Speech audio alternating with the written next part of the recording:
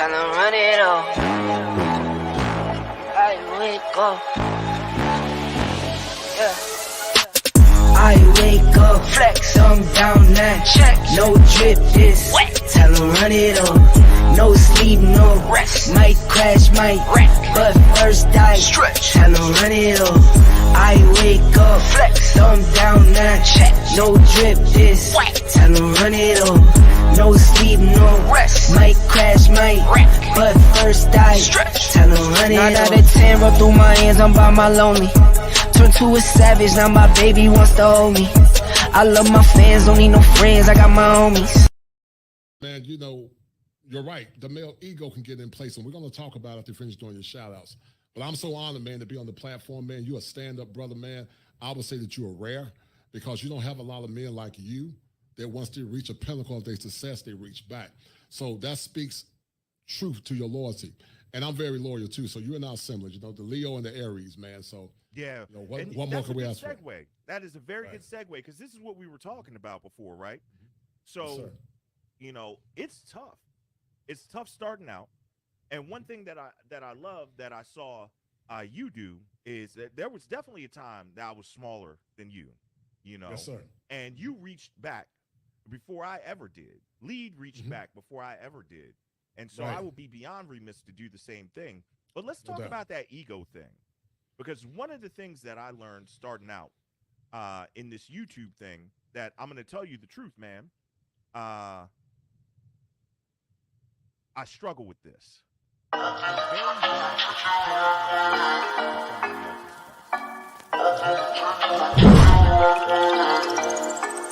Four in the morning, you got me up, all cause you need to talk. To 4 in the evening, wanna break up, say that you've had enough. I'm tired of talking, again and again, argue about everything. You are my darling, this kiss and make up, I know you wanna touch. You call me every night, call me every day, I just wanna get you alone now. Trust me when I say, we gon' be okay, we just gotta boom bada boom ba. I don't wanna fight, you know that I'm right, baby let me talk to your body. We gon' be okay, hear me when I say. The ego can be a vice or a virtue when it is not appropriate in a manner that's conducive to long-term change and sustainability. In this show, which is the second part of the ego entitled The Male Ego and the Disenfranchisement of the Brotherhood, Guapo, A Beautiful Lies, and I will more or less be exploring the dynamics and the intricacies of how the ego can be a vice or a virtue, and when the ego is not managed can be caustic to the development, but also the growth of movement that can be sustainable for communities long term. When I begin to explore the power and the toxic nature of the ego is synonymous to a black vortex or a black hole that when not contained can cause many and much damage beyond repair. In this show, as we talk about the dynamics of the ego, I want to more or less highlight one person that was more or less an icon of a negative ego by the name of David Ruffin. David Ruffin was one of the lead singers of the Temptations, a man that actually comes from the eastern North Carolina, close to my hometown. And David Ruffin was an icon of a movement with the group The Temptation that could have been one of the greatest groups in the world, even though it could have been greater. But David Ruffin let his ego get in the way, which in essence stopped the movement from one of the greatest soul and R&B groups of modern times. Sit back, relax, and enjoy this show as I bring it to you live from the greatest state in the Union, the Tar Heel State. And I need you guys to remember this, as the ego can be a vice or a virtue. If it ain't 7, it ain't kosher. If it ain't kosher, it ain't right. Are you a slave to your ego? And has your ego more or less caused damage as it relates to the empowerment of the brotherhood?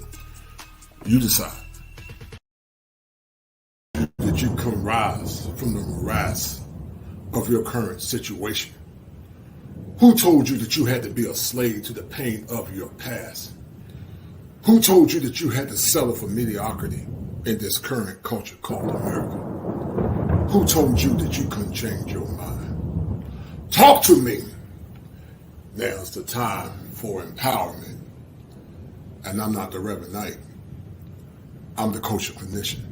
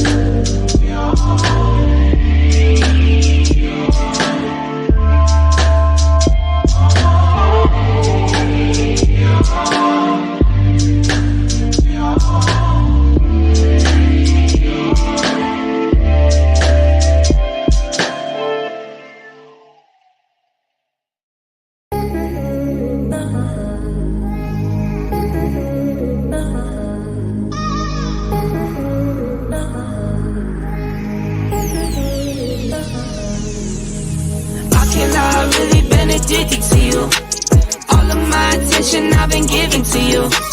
Caught up in my feelings, I got feelings for you. Caught up in my feelings, I got feelings for you. On my mind, I can't lie. On my mind, I can't lie. Pull you down till you dry. Pull you down till you dry. All the time, ease my mind. All the time, ease my mind. I know that you're dangerous, I'm addicted to you. I might rent the Lambo and go drive it like it's stolen. I've been living wild, I'm just going through the motions. Stumbling out the Uber, grab my hand, gave me the notion. Swimming in your water, but it feels just like the ocean. I can't lie, I've really been addicted to you. All of my attention I've been giving to you. Caught up in my feelings, I got feelings for you. Caught up in my feelings, I got feelings for you. On my mind, I can't lie. On my mind, I can't lie. Pull you down till you dry. Pull you down till you dry. All the time, ease my mind. All the time, ease my mind. All right, we about to drop some fire for your mind. We got a powerful show on today, and we got my man Guapo from Beautiful Lies. This show is part 2 to a segue that Guapo and I did on his show, talking about the nuances of the ego. Listen to this.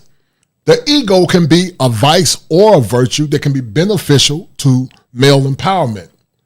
But something can happen that can be very cataclysmic to the more or less the formation of male empowerment when the ego is a detriment to that movement. El Guapo and I are going to be exploring how the ego can more or less disenfranchise the brotherhood when it's not more or less in check. We're going to talk about the ramifications of the male ego and how when the ego is left unchecked as it relates to accountability, it can cause more harm than good. We got my man, the man of the hour, my man El Guapo. Everybody give a round of applause for my homie El Guapo for Beautiful Lies. El Guapo, unmute yourself, brother. How you doing, sir? Unmute yourself.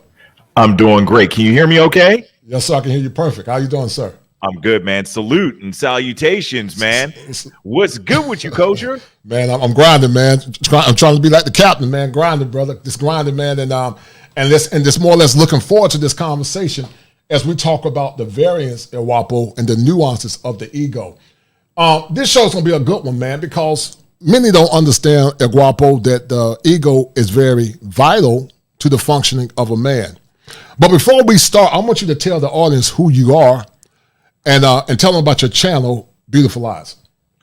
I would be glad to. First things first, man, thank you so much, Kosher, for allowing me on your platform. I am honored and humbled to be here today.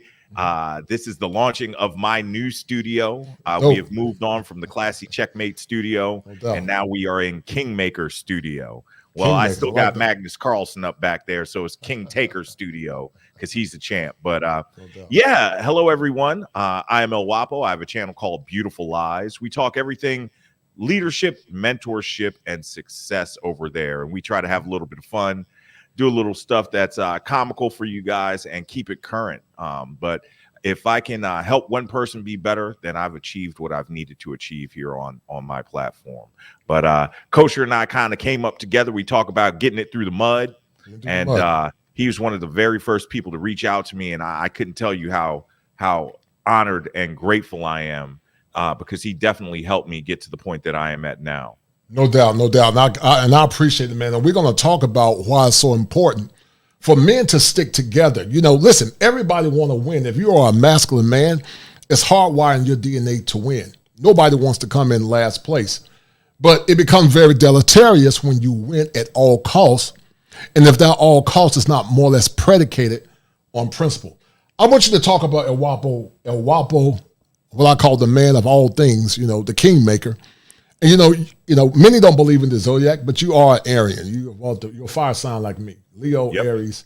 One of the biggest things about Leos and Aries, you know, our ego can get in the way if we're not careful. And we like the virtue called self-awareness. I want you to tell the audience how your ego has been a hindrance to you as a man and what you have been doing on a regular basis to evolve to become the man that you are today. Man, how has it been a hindrance? I've struggled with this a lot, Kosher. I'm going to be honest with you, man. I've been forced from a young age to really thrive to be the absolute best in any situation. You know what I mean? Mhm. And that has cultivated in me the feeling that I feel like, I'm better than everybody when I walk in the room.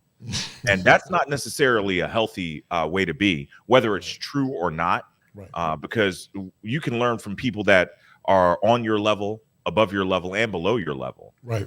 But when you have that air of arrogance, it makes it hard to listen and to learn. So what I do now is I embrace humility, man.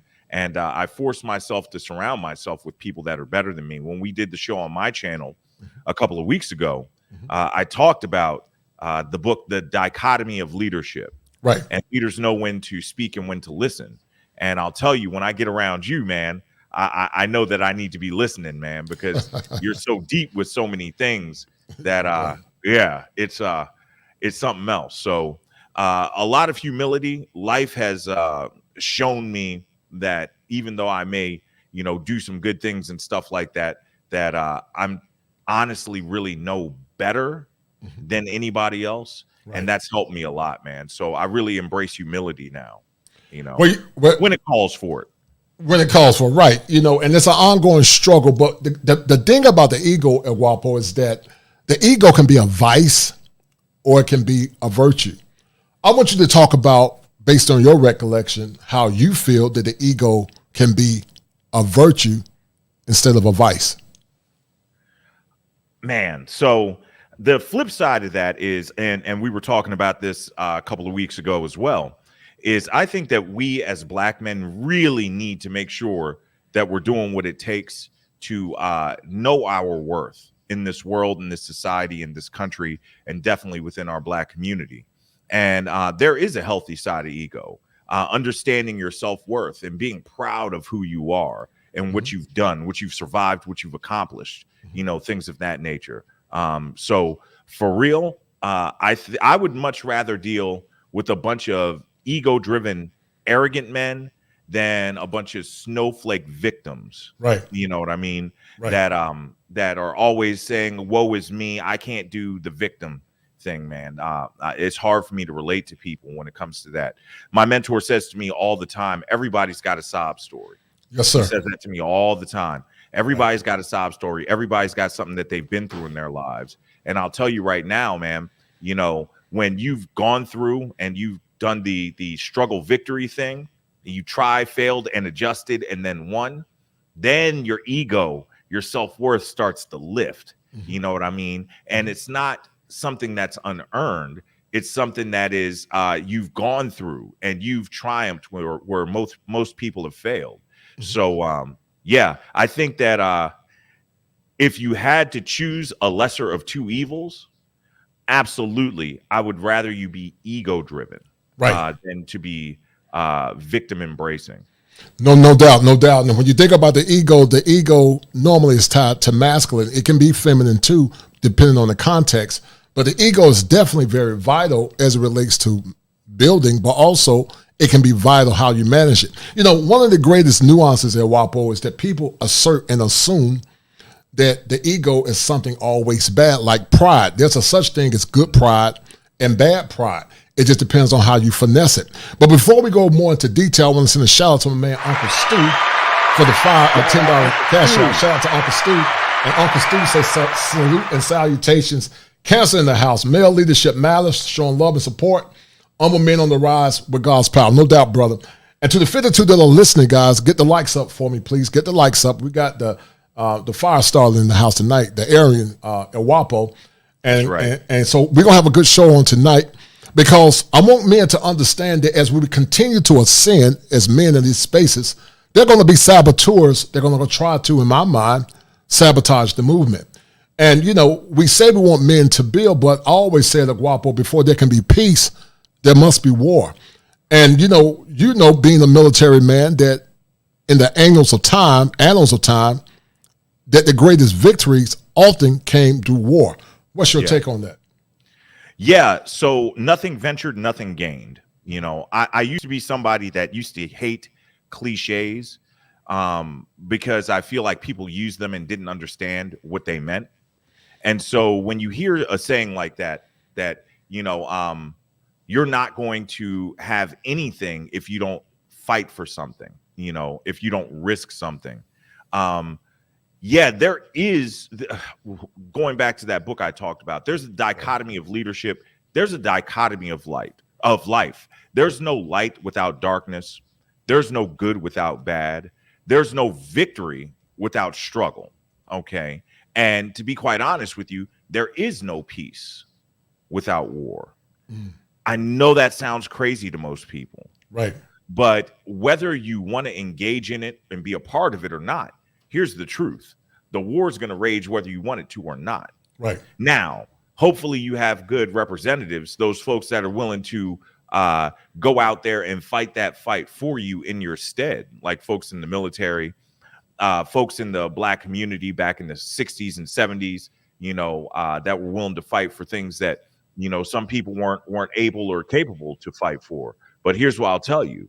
The reason that you have peace is because somebody sacrificed. The reason that you have freedom is because somebody paid a price. Right. And I think that's one of the biggest things that goes completely overlooked in our society, especially in our community, Kosher, especially in our community. Somebody had to give up something for you to have what you have. Right. Yeah. No doubt. I totally agree. Shout out to my young lady, Trish for the $20 British pound. How you doing, dear? We're bringing to you live from the great state of the Union, the Tar Heel State. And you're correct. I think in the context of what we're talking about, war is inevitable. It got to happen. There are so many detractors at Guapo about men more or less exuding pride and dignity. And there's a resurgence in masculinity in these spaces where men are beginning to speak out, a time that's profound in my mind in human history. But many feel at Guapo that there are saboteurs or there are people behind the scene that are going to try to more or less usurp the movement. What's your take on that, brother? There are always going to be bad actors. Let me tell you something. One of the biggest KPI we would talk about in the business world, key performance indicators that you're moving in the right direction towards success, is that you have detractors, that you have haters, that you have contrarians, people that are going to come out of the woodwork and try to tear you down. If everybody likes what you're doing it wrong. Right. That's just the honest to God truth, man. So here's the cool thing. And I talk about this all the time, and this is kind of something that's just developed over the years, over the months with my channel. I talk about success leaving clues, success principles translate, but dude, there are levels to this. Right. And most of the individuals that are meant to lead a movement, be in power, are so galvanized in their ability to handle any and all situations. And a lot of that comes through experience, right? That when these detractors, these haters, these people that come up against you, and Kosher, I'm speaking to you and I know you're reading between the lines, when they come up against you, they're not ready for what you got for them. Right. So the cool thing is I'm a huge proponent of doing your research. Number one, I'm big on doing your research. One of the best principles I've ever learned in my life is pay attention to detail. That has literally saved my life. That's something I learned at the Air Force Academy, and it's served me well ever since. Right. And then always be proactive instead of being reactive. Right. I tried to. I don't know if you watched Game of Thrones. I've heard one of my absolute favorite characters on there was Peter Baelish.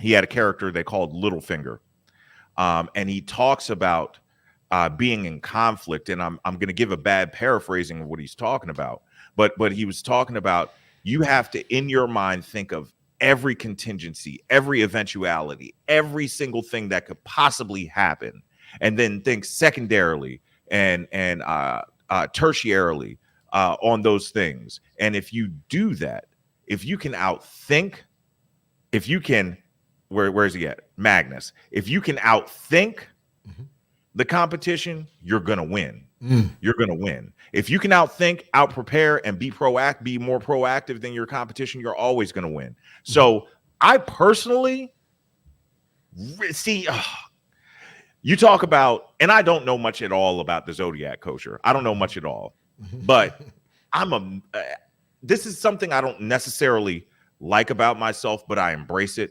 I'm a negatively motivated person. I am. I'm the same way. Love when somebody tells me I can't do something. And I love when somebody comes and tries to act like they're ready for a conflict with me. And it's just like, man, you don't want it. Or ma'am, you don't want it. You don't. And more often than not, I just let it go. I really do, because it's not even worth the time, energy, effort, or even mental capacity to deal with it, man. I feel like I'm rambling, but you're speaking my language here, bro. Yeah, it is so important to be prepared for any eventuality. And I pride myself on being prepared. And even when I get something that comes out of left field, I think fast too. So viscosity of thought is good. But that's why, some people are meant to lead. And I'm not saying that's me. Right. But I am saying that I'm prepared. Right. Definitely prepared, man. You got to be prepared for the moment. And I know that, yeah. Anyway, but and I know, and I know that, we always talk about the negative ravages of the ego. We talk about the negativity of the ego, Guapo, but watch this. One of the things our women don't understand is that as she wants the physicality as it relates to protection from a woman, men need the protection of his ego in order to be the best version of himself.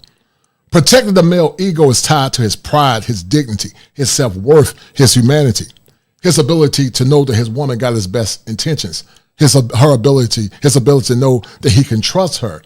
Right. When a woman protects a man's ego, which is his pride, which is his consciousness, that man can be the best version of himself. And so I don't think sometimes our women understand the dichotomy, Guapo, of how protecting the ego is synonymous to protecting her from a physical perspective. What's your take on that? Man, this is good. Boy, I love having conversations with you, bro. Because you know what I immediately think when you say that? I really don't think that women take the time to understand men. Right. For example, one thing that I know with absolute certainty is that men feel love through respect. Yes, sir. Right.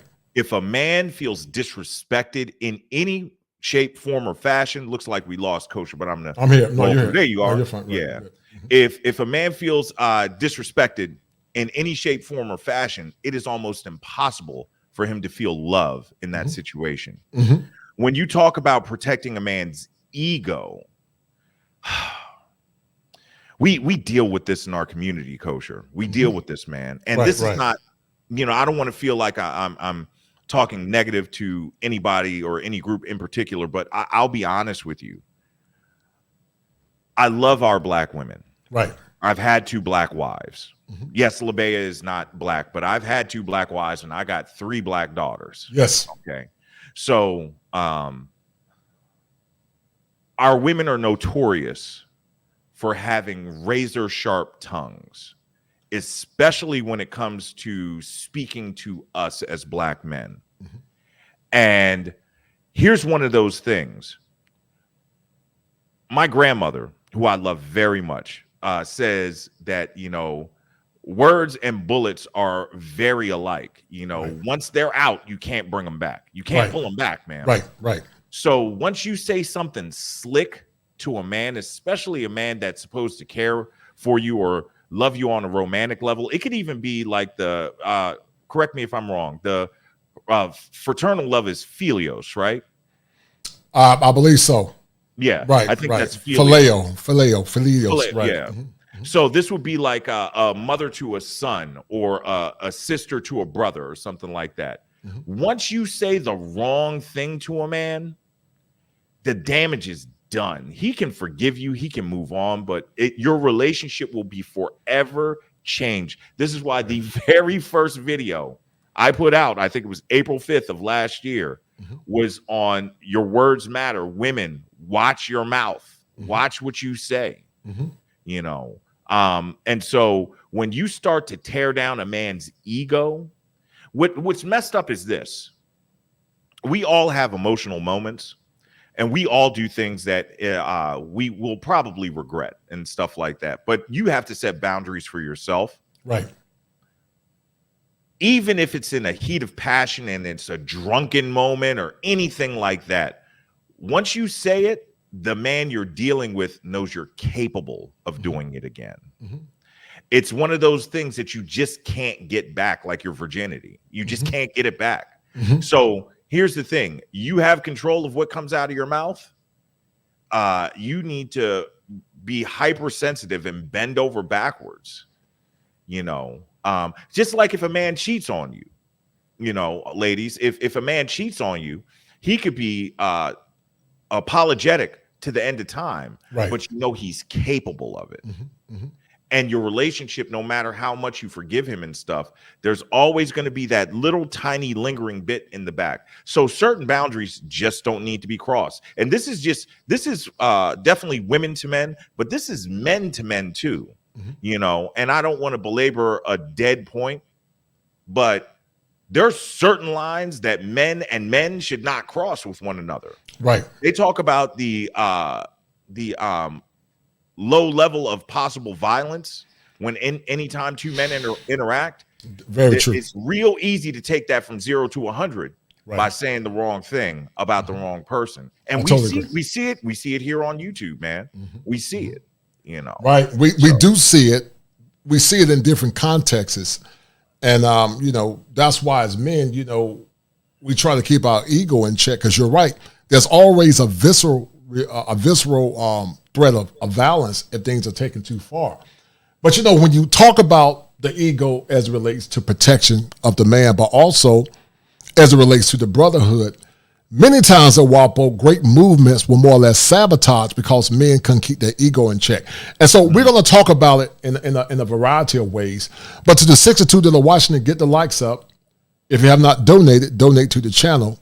Also subscribe to Beautiful Lives. And go check his channel out. The brother's doing good work. But, you know, you talked about the ego at Guapo, and you talked about awareness. And awareness is very paramount to more or less managing the ego. I would qualify that many people lack the awareness to understand how their ego can be a detriment to them long term. As you have evolved, because you and I are similar, I get better off negativity. If you tell me I can't do it, I start laughing because I'm going to get you. Yeah. But, you know, as you have evolved, right? And you trying to be a competent leader, what do you tell the people under you about the importance of awareness as it relates to the ego? So this is where I would go back to where I say that success leaves clues and success principles translate. And I love to use this analogy when I talk about it. Okay. Self-awareness. Kevin Samuels has a movement this year that self-awareness is sexy. I think that self-awareness needs to be standard. If you were to take your cell phone right here, okay, Yes, sir. and open up your Google Maps or your Apple Maps or what have you, and you wanted to go somewhere, what is the first thing that navigation application does? Most people will say it'll ask you where it wants you to go, where you want to go. That's incorrect. The first thing that app does is locate where you are. Right. And think about all of the work that had to go into place for the satellites to be launched, for this triangulation and trilateration to be developed, all the programming on the back end, just to figure out where you are. Then it asks you where you want to go, and then it will give you the most efficient route. It may ask for some details. Do you want to avoid toll roads? You know, do you want to avoid construction? Stuff like that. People miss the key point that you have to understand and own where you are. I see this, man. I had a conversation, and I don't want to get into it because it was so personal. Right. But when you don't realize where you are in serious danger of being led astray. I totally agree. It is almost impossible to get anywhere if you don't understand where you are. So, people talk about the IQ, and then they say EQ. I believe it's EIQ. It's your emotional intelligence quotient, not just emotional quotient. The hard work is developing that EIQ. That's where therapy comes in. That's where someone like you is so invaluable. That's why I'm such an avid reader. That's why I'm so protective of my ear gate and my eye gate. I barely watch TV. I want to watch a ton of YouTube because I'm on here. But like actual television, the Ravens season is over. I don't know the next time I'm going to turn the TV on. Maybe the Super Bowl. You know what I mean? Yeah, it is so important to not only cultivate your emotional intelligence quotient, to truly understand where you are. It is imperative that you stick around through the tough times, through the rain, through the cold nights, and stay with it until you actually reap the harvest. Okay? Because so many people quit too soon. They quit too soon. So I think that just like if you were going into a 12-step program for substance abuse, the first thing that you have to do is acknowledge that you have a problem. Right. Which is I totally agree. Being self-aware of where you are. Success leaves clues, y'all. It really does. But yeah, that is probably the biggest thing. And we lie to ourselves. Hence the name of my channel, Beautiful Lies. Beautiful Lies. We lie to ourselves all the time. Can it be argued that Beautiful Lies is more or less tied to a negative ego, in your opinion? Say that again. I missed the end of what you said. Could it be guesstimated that Beautiful Lies is tied to a negative ego, in your estimation? So you mean the lies that people tell themselves? Yes, sir. Right. Could that be due to pride? Could that be due to hubris? If you think about Beautiful Lies, people lie to themselves sometime, in my mind, and Guapo, because they have a very negative ego and they're full of themselves. They lie to themselves. They overestimate themselves. What's your take on that? I think that yes, but I'll tell you, and you and I both touched on this on our last stream together. I think that it's more of what you call the Medusa complex. Right. And when people are forced to take that true, honest look at themselves in the mirror, it can cause what I would call a cognitive break, what you call a schema affliction. Yes, sir. It is so and literally people have, ended their own lives when they come to the realization that, dude, I've been lying to myself all this time. So it's I don't want to call it a dangerous thing, but it's something that needs to happen. I don't know, man. Dave Chappelle talks about people having a brittle spirit. I personally think people are way too weak these days. I totally agree. People are way too weak. We're walking around with a bunch of snowflakes and fragile individuals. But I think that way more than people being, having that negative ego, I think it's more of, dude, they can't deal with looking in the mirror. Right. They can't. And it's sad. It's sad. I know so many people personally, and it breaks my heart, Kosher, that if you really told them about themselves, if you put them in a room that they couldn't run from, and you sat in there for 30 minutes and really told them the truth about themselves, they couldn't handle it. They just couldn't handle it. Yeah. Right. No, I totally agree. And I think a lot of that is tied to the lack of accountability, but also masculine fathers. And that's why these shows are so important and they're so paramount to the development of our young men, but also for men in general to do the self-introspection to get the best outcomes for themselves long term. We all are at war with the law of our mind. We all are at war with the law of our mind. But the self-awareness is the critical piece that can help us satiate those negative things, Guapo, that can more or less be a detriment to us long term. Sean Whitehorn said that most men cannot be honest and tell their brother, hey, man, what you said hurt me. Why is that? And I think that's tied to the ego. I think it's tied to pride. I think it's tied to the negative part of pride. But what's your take on that, Guapo, in your opinion? I don't know. My question would be, how old is the gentleman that just asked that question? At 43, I can have that conversation. I literally had that conversation yesterday. I didn't say hurt me, and my bro that I was talking about didn't say hurt me. It was more of, hey man, what you did was effed up.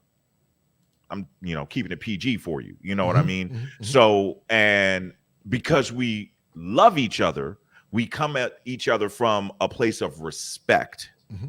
And I respect what he had to say to me, and he respected what I had to say to him. There you go. Sean said he's 56. Mm-hmm. Yeah. So I think that saying that it hurt is for a heterosexual masculine man, mm-hmm. that might just toe the line a little bit too much of being effeminate in our mind. And that's probably an archaic way of thinking, but that's how I think. Mm-hmm. I can't, I could see, I don't know, man. I'm trying to think of a man I could say what you did hurt me to. Maybe my pops, mm-hmm. Mm-hmm. But I don't see having that conversation. And listen, I can admit my shortfalls. That's just not something I would imagine myself ever saying. Right. What I'm saying? But I would say, yo, what you did is jacked up, and I didn't appreciate it. Mm-hmm. I was disappointed in you. Right. You know what I mean? You had me messed up all night, man. I couldn't even sleep, man, thinking about the way that junk went down. I could see having that conversation, saying hurt me, and I don't want to get caught up in the nomenclature. But yeah. I think that men can have that conversation. I think that the words just might be picked a little bit different. Right. And I think it's that selfish, stubborn pride. As I said, pride can be good or bad. It depends on how you use it. And I think, with so much that's going on in these spaces as it relates to men, I think, we become a hindrance to ourselves at Guapo because we don't have the maturity, or we have too much pride, and we fail to look within ourselves and say, you know what, I can come back and say I'm a man, I was wrong. Right. I don't have a problem with saying that I'm wrong. If I'm wrong, I'll be the first one to say that I'm wrong. It's in my nature to do it. But if I haven't done anything wrong, I'm not going to say it. I'm not, I can ask you if you think I said anything, I apologize, but that's just not in my nature to be passive. It's not in my nature. I'm like you, I'm a masculine man, and I respect all men, but I bow to none. I don't deem no man better than myself. And, sometimes that can be a vice or a virtue. It depends on how you look at it. But to the 73 that are watching, I want you guys to continue to get the likes up. Subscribe to Beautiful Lives. Share the content. If you have not shared it, please share it, because these conversations are very cogent and necessary as men come together in these spaces in a time where there's an attack on heteronormative masculinity. Why do you think there's so much vitriol at Guapo as it relates to the empowerment of black men? Many men, or not just black men, all men, but many men have more or less suffered from schema afflictions. They've suffered in silence due to the lack of fatherlessness. Why do you think there's so many negative people coming against men as we congregate together to empower one another, in your opinion? 2 reasons. 3 reasons. The first one is, we talked about cliches a moment ago. You've heard the saying divide and conquer. Right. Mm-hmm. It's 3 words that are so extremely powerful. That is military war college 101 right there. Divide and conquer. Okay. If you can divide a people and get them to war amongst themselves, how hard do you really have to fight to conquer them? That's number 1. Right. All right. Number 2, why are they dividing and conquering us? Because there's a lot of money in us being apart.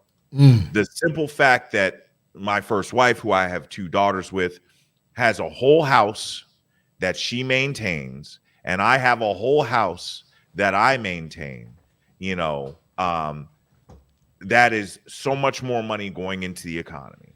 All right. Particularly for black men. Number 3, I believe there's a deep down, and this is that looking in the mirror thing. Mm-hmm. The people that have wronged black men, and I'm not just talking about white people. Mm-hmm. Ooh, Kosher, I don't want to say anything too crazy on here. Hey, go ahead, brother. Talk. But I'm gonna say this. I'm not just talking about Caucasians.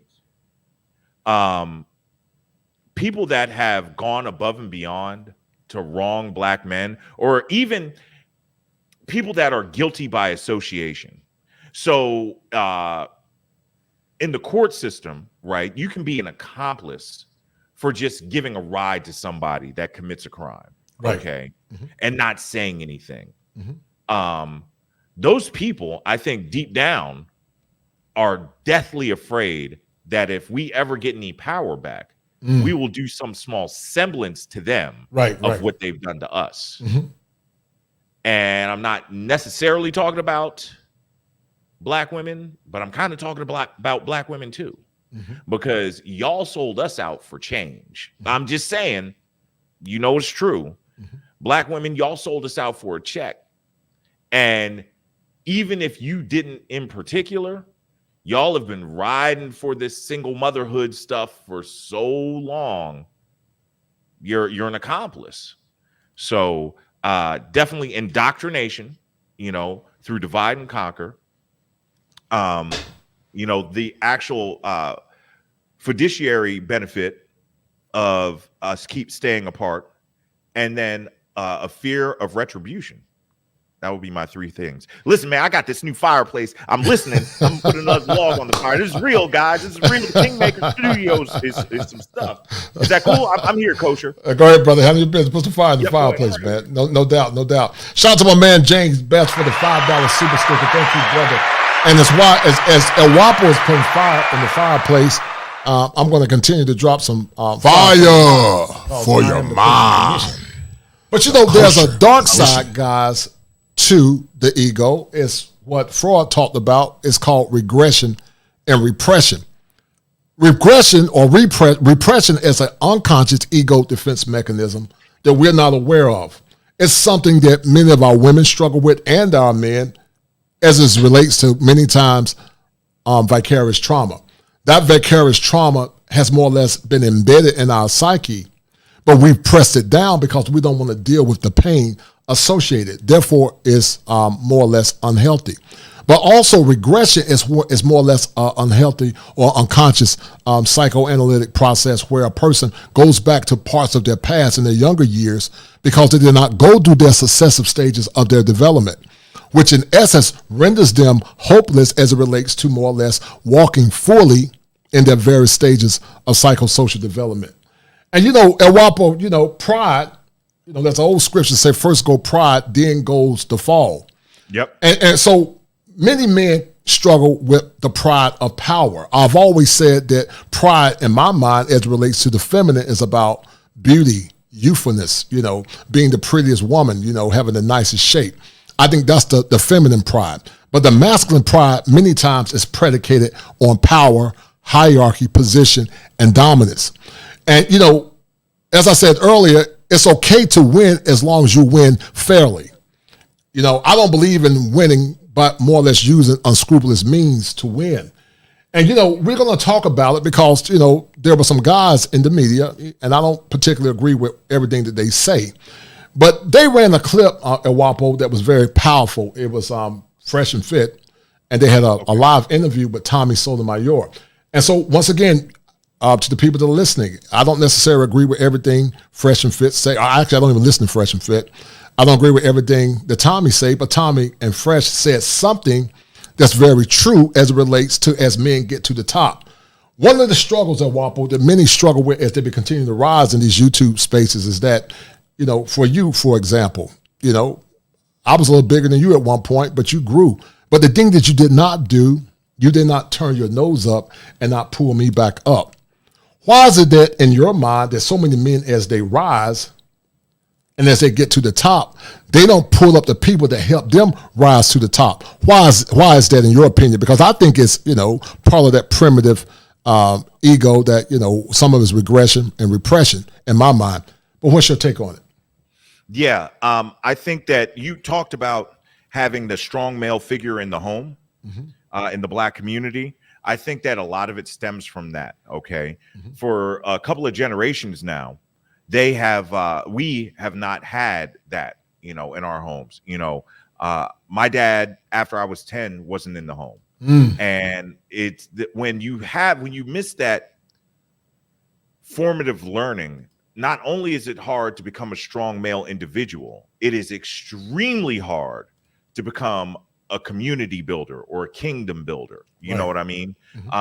You tend to be way more selfish than selfless. You tend to fight for your independence versus cultivating interdependence. Shout out to, I just saw that real fast. Shout out to Top Gun. That is one of my all-time favorite books, Outwitting the Devil. That book is fantastic. Okay, cool, fantastic. cool. Yeah.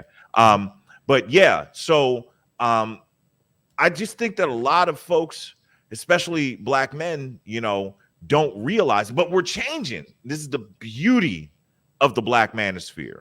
This is the beauty of the black manosphere, is we're realizing that we're better together, much better together than we are apart. There's so much strength in numbers. I give the analogy of people talk about wanting to be a lone wolf. One of the worst commercials I've ever seen in my life is you remember the commercials about the army, an army of one? That's absolutely ridiculous. As a person that's been in the military, I was like, this is the dumbest advertisement that you could possibly have. The individual actor is weak on their own. I talk about trying to knock somebody out, hitting them in the jaw with your finger, your index finger.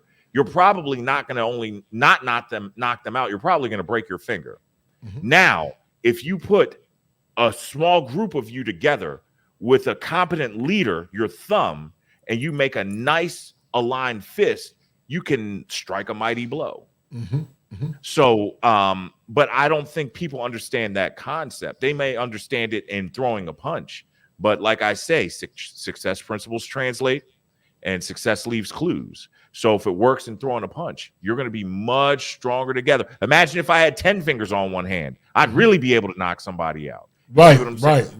It's unity and strength. The Gospels say one can chase 1,000 into flight, but two can chase 10,000 into flight.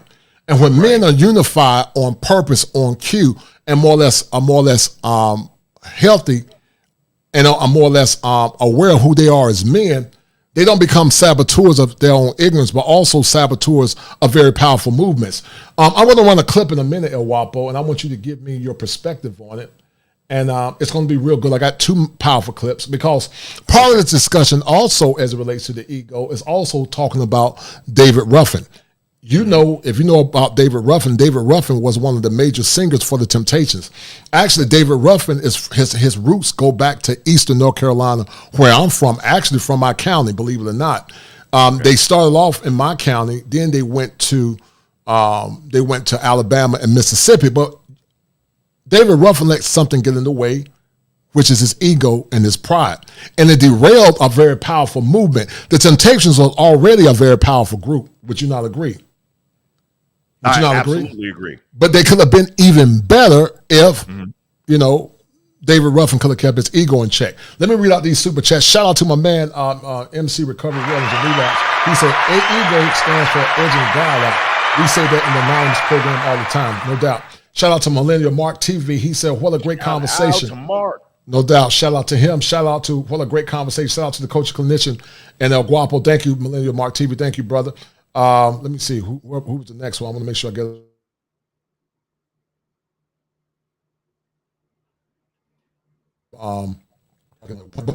This clip real quick, Guapo. I want you to tell me what you think about it because people can say what they want to say about Tommy. Tommy is very, he's an iconoclast to many. But some of the things that Tommy say resonate. I don't agree with everything he say. Some would say he's very negative and cantankerous, but some of the things that he say is true. I don't agree with what Fresh and Fit say. The things that they said last week, is something to think about. But at the same time, the topic and within the context of the conversation, what they said, and this as it relates to ego and as it relates to leadership and as it relates to male empowerment, reigns true. Tell me what you think. I'm about to play this clip. Let's do it. If we learn from you, they can learn from you as well. Yep. But some people, I don't know, man. That's and let crazy. me say this real quick, make a quick announcement. That Don DeMarco sound, guys, that comes from our boy Solo TV 84, and Yep. Solo TV 84 is actually responsible for setting this podcast up, this episode. That's how we met in the first That's place. how we too. met. Me and Solo. I met Fresh through Solo. I met Tommy through Solo. So I'm gonna give Solo his flowers on air right fucking now, because Yep. we don't forget about those that put us on. That's how we operate. If we grow, you're gonna grow with us. We don't retract the ladder after people make it. That's guess not what? how we do it. When we got big, we brought Solo right back. Exactly. And Solo, if you're watching this, you always have a floor here. Obviously, Tommy, you're always welcome. Yeah. Donovan Sharp, anyone in the RP space that helped us before we got big, you always have a permanent seat at the Fresh and Fit table. We're gonna rock with you, and we're gonna make sure you climb with us. And But to some take- people forget about that shit. You know Yeah. what I'm saying? About the people that put them on. So, Yep. so shout out to Solo. It's an ugly thing that we as men turn into competitors so quick. And if you think about it, that's why you see so much murder and assault and stuff like that in the rap game. Because the first thing we want to do is, what do they say, when idols become rivals? Yeah. That's what typically happens. If we grow any, we feel like we now have to fight that guy. There has to be beef. We cannot grow. And I watch it with the white spaces. The white people all just keep getting bigger, and then they make another big person out of another person to the point where they dominate the space. Yeah. But we're not doing that. And I don't know. Well, I know why. It's because we're not raised to play well with each other in the sandbox. It's crabs in a barrel mentality, basically. Yep. Like, Yeah. if they see you winning, he shouldn't be there. I should be there. And then Yep. just try to pull you down. There's enough to go around, guys. So I It just really never is. understood that. But, you know, it is what it is, man. Over here, we make sure we give our flowers. And, you know, that's why, I told Solo's like, oh, no, I know Tommy. I was like, bro, get me in touch with him. I want to make sure we get him on the show. Because even though we might not necessarily agree on everything, Right. I'm totally happy with bringing someone in that has different viewpoints than myself and having a discussion about it. That's what makes podcasts interesting. That's what, makes things better. And you got to be open-minded. You can't just have an echo chamber of just what you think only. And look, some people may connect with us, and then some people might not. They might connect with him way more than us. Exactly. So, hey, here you go, Tommy. Speaking of, You didn't see that at Guapo? Yeah, so I was trying to listen to it on the phone. I don't know why it was frozen for me on the StreamYard. I didn't hear Right. anything on StreamYard. Right, but your right. sticker was still going. I don't know what's going on. Okay. Shout out to Security Boss for the $10 super sticker, and also D'Angelo Bay for the $10 super sticker. She said, awesome conversation, gentlemen. Thank you, dear. But this goes back to when you and I did our first show about the ego, and you said something that was synonymous to what Fitz said, and also Fresh. He said that as they begin to rise, they begin to pull one another up. Yeah. Why is that so important as it relates to men coming together? Because some believe that some would try to subvert the movement that men are trying to do as it relates to male empowerment. But why is it so important for men to come together and pull one another up? It just is, man. Like generational wealth and generational growth is formed that way. You know, there are a lot of people. Boy, I can think of two friends in particular. I told you I had a conversation yesterday with a good buddy of mine. This is a guy that I've known. I don't remember not knowing him. So 38, 40 years, known him almost all my life, right? Mm-hmm. Anytime we come across something good, we let the other one know. Right. Right. And I'll give you an example.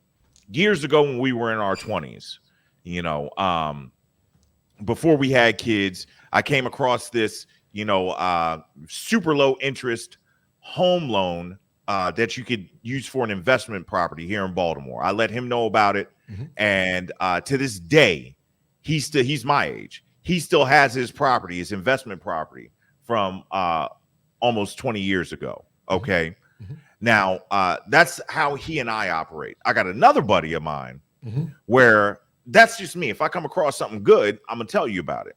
Right. And I'll reach out to this other buddy, and he and I are super tight too. That's my brother. I'm like, hey man, are you aware of this? Blah, blah, blah. He's like, man, I've been knew about that. And I'm like, Right. dog, well, if you know, why haven't you told me? Right. Because clearly when I found out, I'm trying to tell you. You see what I'm saying? Right. So, Right. People are just different. I don't have a good reason or understanding, but sometimes, the fruits of your, let me tell you something.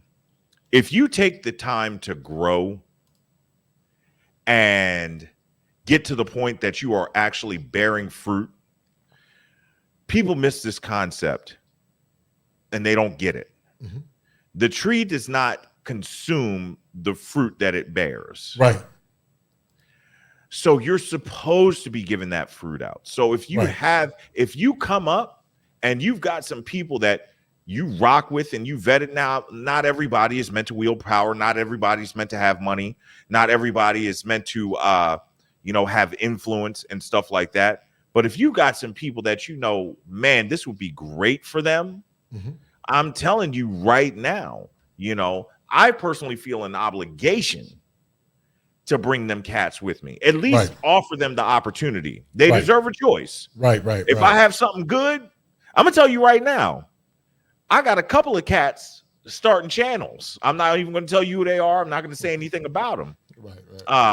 That have been running videos by me, and they are gonna take this thing by storm. I know it because I found something good here. You know what I mean? So it's hard for me to answer that, why the other side happens, why people try to hoard, their fame, not their fame, but their success and all of their accolades and accomplishments.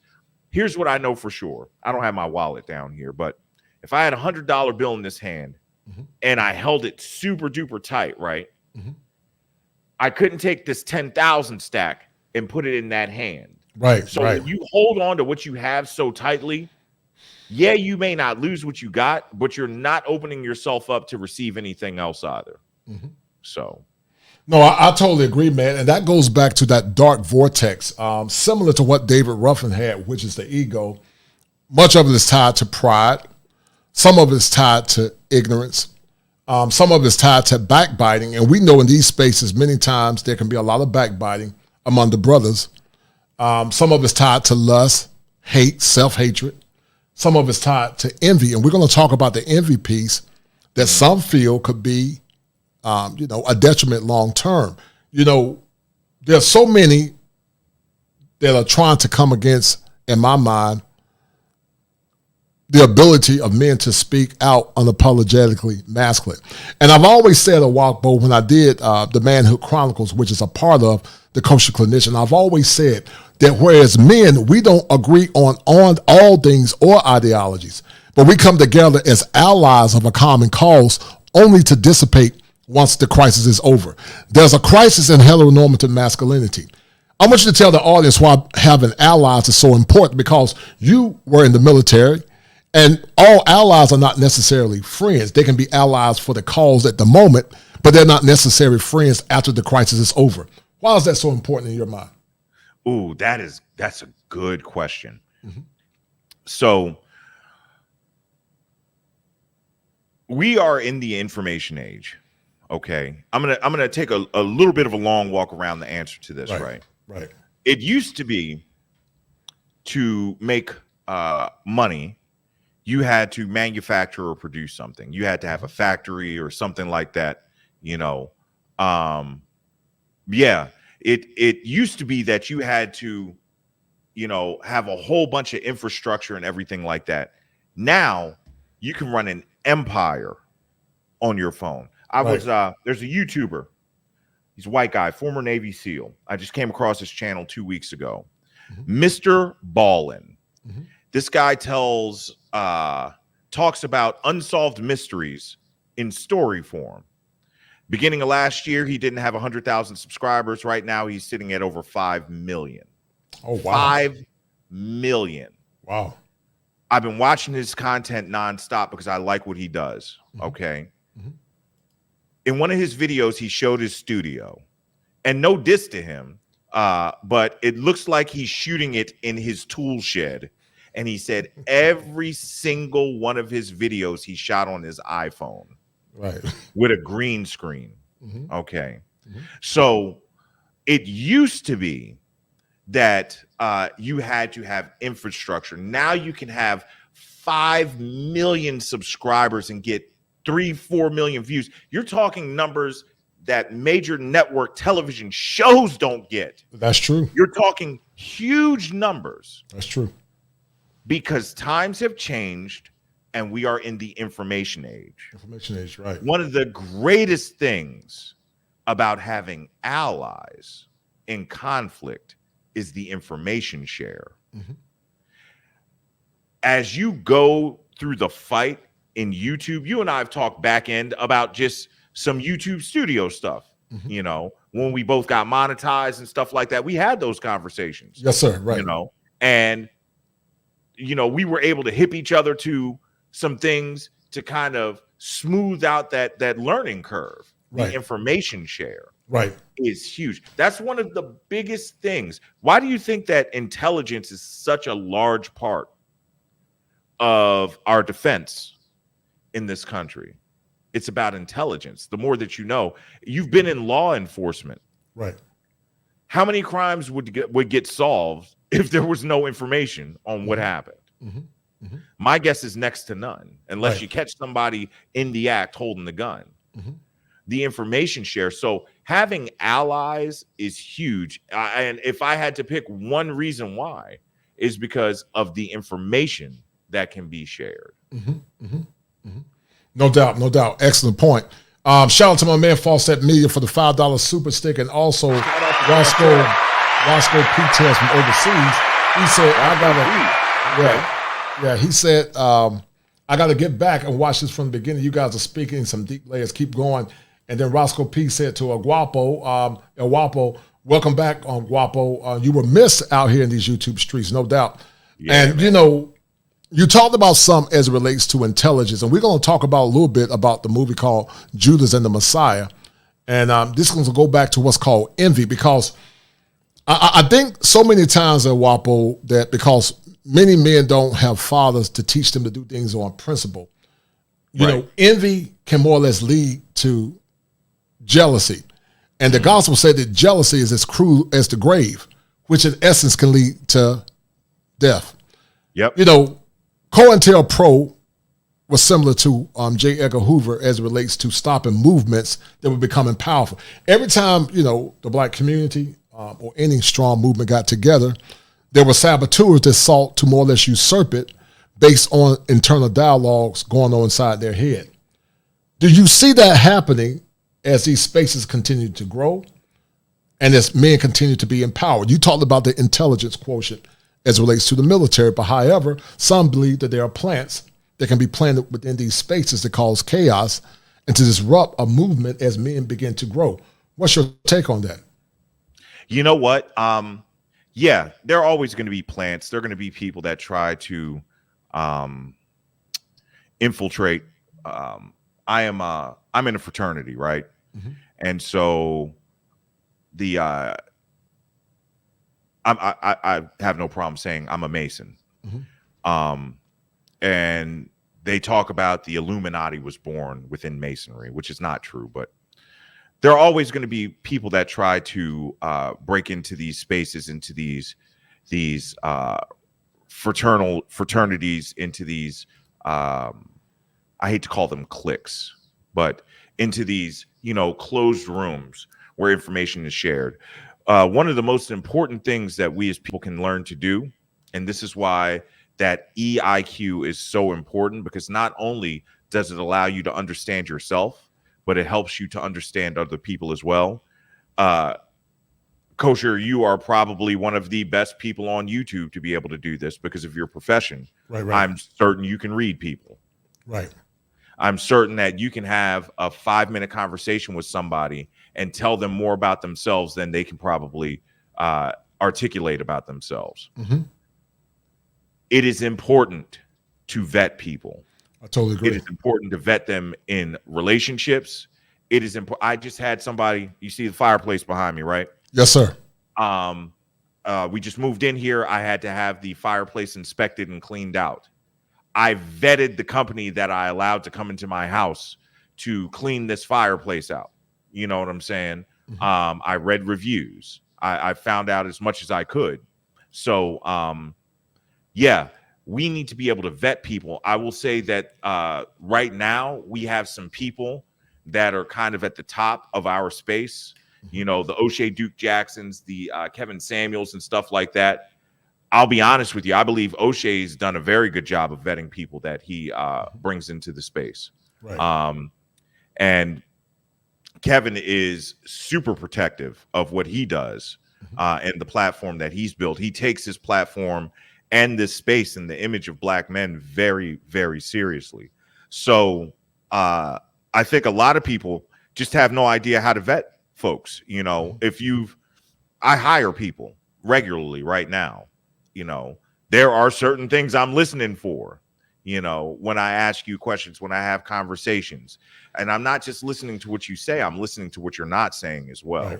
Right. And that is a skill that is passed down, you know. So when it comes to people trying to infiltrate and stuff like that, just like it comes to haters and detractors and everything like that, listen, you know, this is when you need to defer to the expertise of those that actually have it. And a lot of people can talk a good game, but a lot of folks, really honest to goodness, you know, have never done it. You know, that's the difference between can I go off on a quick tangent? 30 Yes, seconds? sir. Yes, sir. Go ahead, brother. Yes, Here's sir. a quick tangent, because I talk about mentorship a lot. All right. There's a huge difference between a coach and a mentor. Bill Belichick is a fantastic coach. The problem with Belichick ever being a mentor is that he hasn't done it. A mentor has done it. Right. A coach can tell you how to get there. A mentor has actually done the reps and gotten there themselves. They've walked the steps. They've done what it takes and gotten there. So a lot of folks want to sit there and talk about, you know, I can do this and I can do that, and they have no proof, and they talk all this good game and everything like that. But when it comes to vetting people, that's a skill. So maybe you shouldn't be bringing anybody into the space, or you shouldn't be interacting with people around you. You know, in my with my mentorship that I have outside of YouTube, we have a saying. And my mentor was cold-blooded, man. Great guy, but he's cold-blooded. He has zero cut cards for me. And just like he says, everybody's got a sob story, we have a standing rule. Yo, consult with him before you do anything for the first time. Right. Just for real. Before you just run it by him. Hey, man, I'm thinking about doing this. I've never done it before. But because he's a seasoned mentor and coach, he can say to me, you know what? I haven't done this, but my mentor has done it. Let me give you a skip level meeting with that guy, and he can talk it out with you. Or he can say, listen, here's an angle you might not have thought about if you do it like this. I'm telling you, I talked to him. We've had this standing rule for 5 years. 5 years. Before I do anything for the first time, I reach out to him and be like, hey, man, let me run this by you. And let me tell you something. Let me bring this full circle, Kosher. I'm having too much fun here. Go ahead, brother. We talk about the word submission, right? Amongst men and women and their interactions. And it's become somewhat of a four-letter word with modern women. But what I just talked to you guys about is me being able to submit to the mentorship of another individual that has been or is where I want to go. Right. So as a grown man that does very well and leads and has done all kinds of stuff, even me, I submit to that rule that, hey, before I do anything for the first time, let me just run this by homeboy before it gets done. Success leaves clues, y'all. And success does leave clues. And on that note, special shout out to my man Sir Hill Speaks for the $50 super sticker. Sir Hill Speaks says salute to two of the best men on YouTube supporting the platform. Thank you, brother. I really appreciate that. You know, these shows are time consuming. As a licensed therapist, it takes a lot of time. But because I love the brotherhood, I love empowering younger men and the younger generation, I take the time to have these collaborations with their Guapo so that we can build bridges for the next generation to come. You talked about the importance of having a father in your life. Could it be argued, El Guapo, that men that don't have fathers or never saw strong heteronormative masculinity sometimes have what's called more or less fragile egos, and when they see very masculine men, they don't know how to deal with them, or they don't have healthy respect because they've never seen true masculine men. What's your take on that? The best example that you can have is having the strong father in the home. That's what I believe. Like I said, my dad, my parents split up when I was about 10, 12. I can't quite remember. But I did have strong men. My uncle, who was my very first mentor, he passed away about 7 years ago. He picked up the slack for sure. And one thing I will give, and boy, oh boy, listen, they don't make women the way that they used to. Mm-hmm. So even though I lived with my mother and everything like that, my mother made sure that I was around strong black men in the church. We went to an AME church, African Methodist Episcopal. Right. All right. I went to the Million Man March with a gentleman that used to do security for Farrakhan. I was in the press box as a teenager. What was important back then was not so important now. So do you need to have that father in the home? I think, you know what I think that you need, Kosher? I think that you need to get that guidance from a man that you know for sure has no ulterior motive against you. Right. Which is hard to get outside of family. I totally outside agree. of family. Like, so with it being my uncle, like my uncle was my homie. You know what I mean? He was more like a big brother to me than anything else. Mm-hmm. So I knew he just wanted me to win. Right. It's hard. Black men, rightfully so, have kind of an aversion when it comes to trusting people. Right. Especially when it comes to people that are overly nice. Right. And I would say not just any man, I would say a strong masculine man. You know, there are a lot. Yeah, there are a lot of simps that are actually married, you know, and they don't stand up for anything, you know. Their wives hit them over the head with frying pans, you know, and they say, you know, mama knows best. But I'm talking about masculine men that stand firm in their convictions. Their yes is yes and their no is no. And I think we live in a society where many boys have not seen that on a consistent basis, that when they do see true masculine men, they don't know how to respond to it. It's ultimate with a lot of vitriol. Shout out to my man Byro Hammer for this $49 super sticker. And so, Guapo, what I'm going to do, man, we're going to continue this conversation. I got to go run to the restroom. And on that note, I'm going to run this commercial, and I'll be right back, okay? Are you a victim of brokenness and despair? A broken man is a hopeless man. And a hopeless man is a very dangerous man. Many times, many of you young men that are listening come from homes that are very toxic and very dysfunctional. And because of that, many of you have deferred your power in many ways to the point it's led over into your social life and many times led over into your relationships. If you guys are dealing with mental health pathologies, conscious and unconscious, come see me at kosherclinician@gmail.com. That's kosherclinician@gmail.com. It's important that you deal with your mental health in order to be a better person for yourself, your loved ones, and also your community. But because mental health is often stigmatized, many of you often suffer in silence.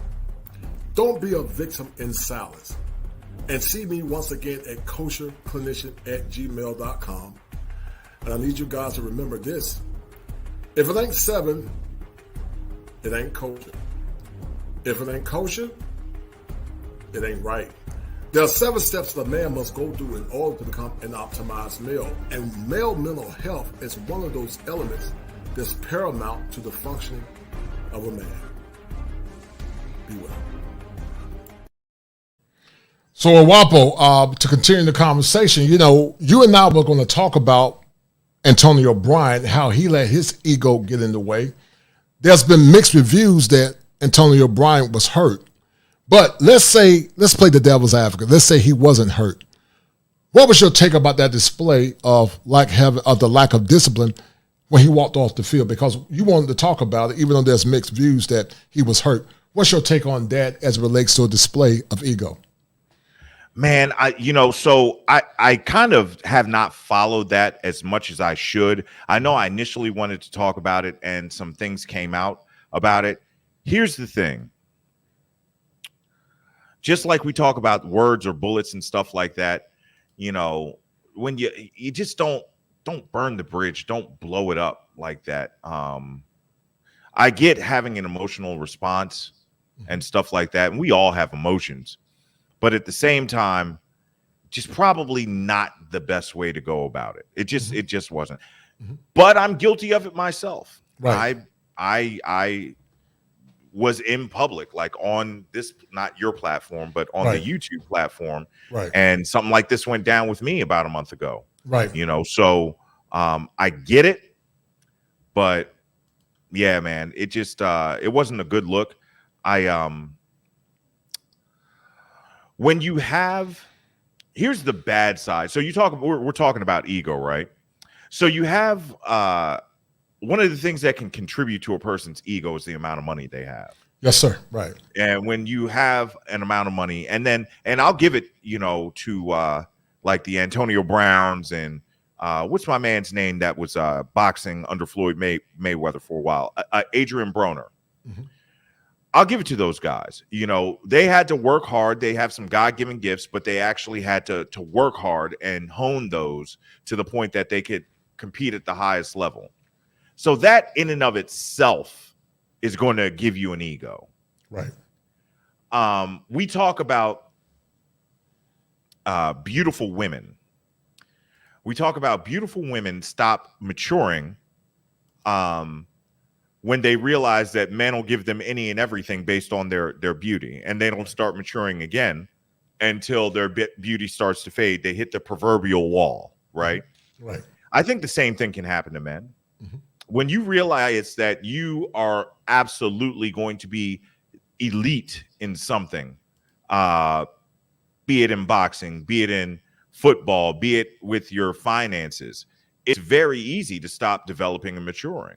Right. And we talk about the growth of that IQ and that EIQ. Mm-hmm. And Antonio Brown, to this point, has not really had a need to develop that EIQ. Mm-hmm. Even if, so what I've heard, and I'm not sure if this is exactly true, so team, please forgive me if I'm wrong in this, is that he had some money, like a bonus on the line, and he was hurt or something like that, some combination of both, which are valid points, but you still don't have a response like that. Mm-hmm. Not like that. So, yeah, and it just shows when you get put into a difficult situation, how do you handle it? Life boils down to two things, Kosher. We can only control two things: our actions and our attitude. Right. You know, there was also a saying that used to say, "It's not your aptitude, but it's your attitude that determines your altitude." Right. And I think that rings true, and I think it rings true even more so now because there is a lot of hubris. You know, some will argue that these platforms like YouTube have more or less taken broken people and given them a platform. Some would say that they are avatars on the screen. Mm-hmm. What's your take on YouTube being an avatar for so many people that are broken, but YouTube has afforded them the opportunities to manifest a more or less a mirage in this digital age that we live in now? I think the avatar thing, and I believe you're speaking of a figurative avatar, not just the people that get up behind the symbol. You're speaking that YouTube allows people to put up a representative of themselves. Yes, sir. Both. Yeah, excellent. That's just the nature of social media. That's just what it is. You see the same thing on Instagram. You see it on Facebook. You see it on Snapchat. And this is why we talked about vetting before. The ability to vet comes from a certain level of discernment that a person has to have, right? Mm-hmm. So you have to be able to discern what's real and what's not. And a lot of times you're only going to get that one of two ways. You're going to either get it from taking the lumps yourself, going through getting burned, getting catfish, stuff like that, or you're going to lean on the expertise of those that have it, right? And you're going to listen. And you're going to learn from other people's mistakes and heed their wisdom and their advice. Mm-hmm. Hence the value of having a mentor. Mm-hmm. God's shortcut to success is mentorship, people. That's what it is. Now, when it comes to people hiding behind avatars and stuff like that, it is what it is. I'll tell you, what do I think about YouTube opening a platform to do it? It's brilliant. It's absolutely brilliant. You know, you're monetized. You know how much YouTube makes off of you making content. Right. I know how much YouTube makes off of me making content.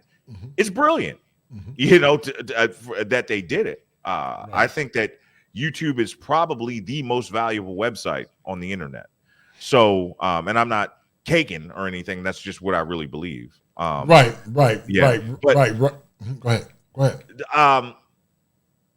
I think that they do a decent enough job censoring those people that are saying dangerous stuff, Right, and everything like that. But there is so much content on here. There's no way that YouTube can monitor it all. You know what I mean? right. But as far as those people that get on here, it's really cool the way that the world and life works out. Most people that are bad actors, people that are, selling wolf tickets. I've heard you use that statement. You know what I'm saying?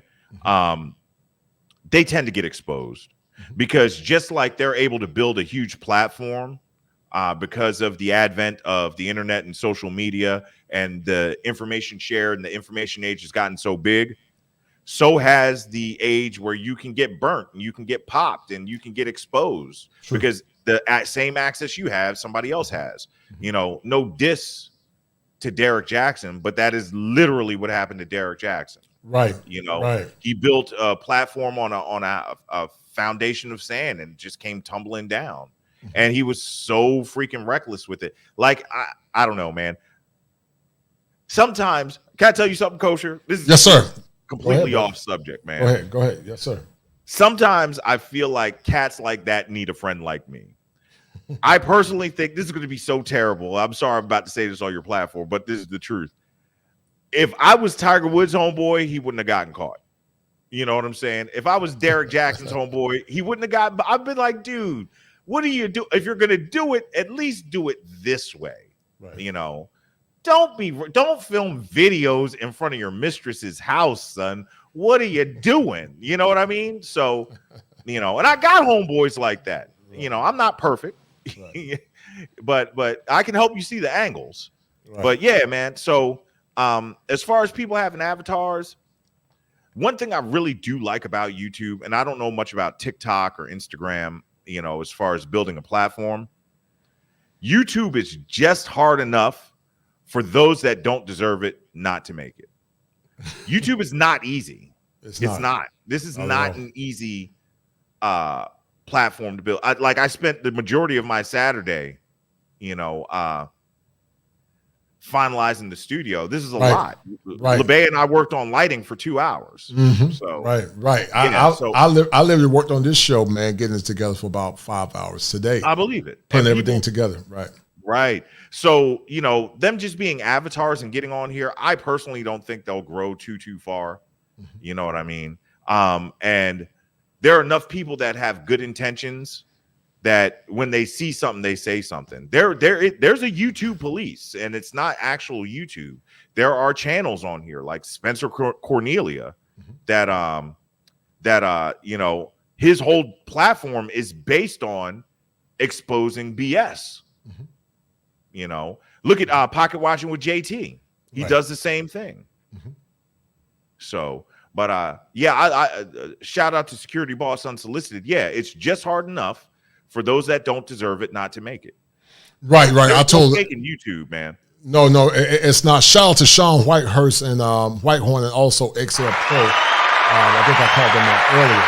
But we talked about the esoteric, and we talked about the esoteric, but also we're going to talk about a little bit of spirituality, and then we're going to run the clip about David Ruffin, and you and I are going to break it down. Then I'm going to bring some people on. How much time you got, Guapo, before you got to get on? I got about another hour. How's that? No, that's perfect. So when you look at the esoteric, Guapo, in the Zodiac, Leo was Lucifer. Mm. And if you know anything about Lucifer was the bright and the morning star. He was the light bearer. Leos are known as light bearers because they are very prideful, they're very warm. But the thing that most Leos, similar to Aryans, struggle with is pride. And when pride gets in the way, it can more or less cause disenfranchisement. So when you think about Lucifer, himself, he caused disenfranchisement because he thought he was bigger than the man that made him. Yeah. That's something that many people, especially men, and especially you and I, because we have big egos, have to contend with. And sometimes we fight against ourselves, which in essence, we become saboteurs of our own ignorance.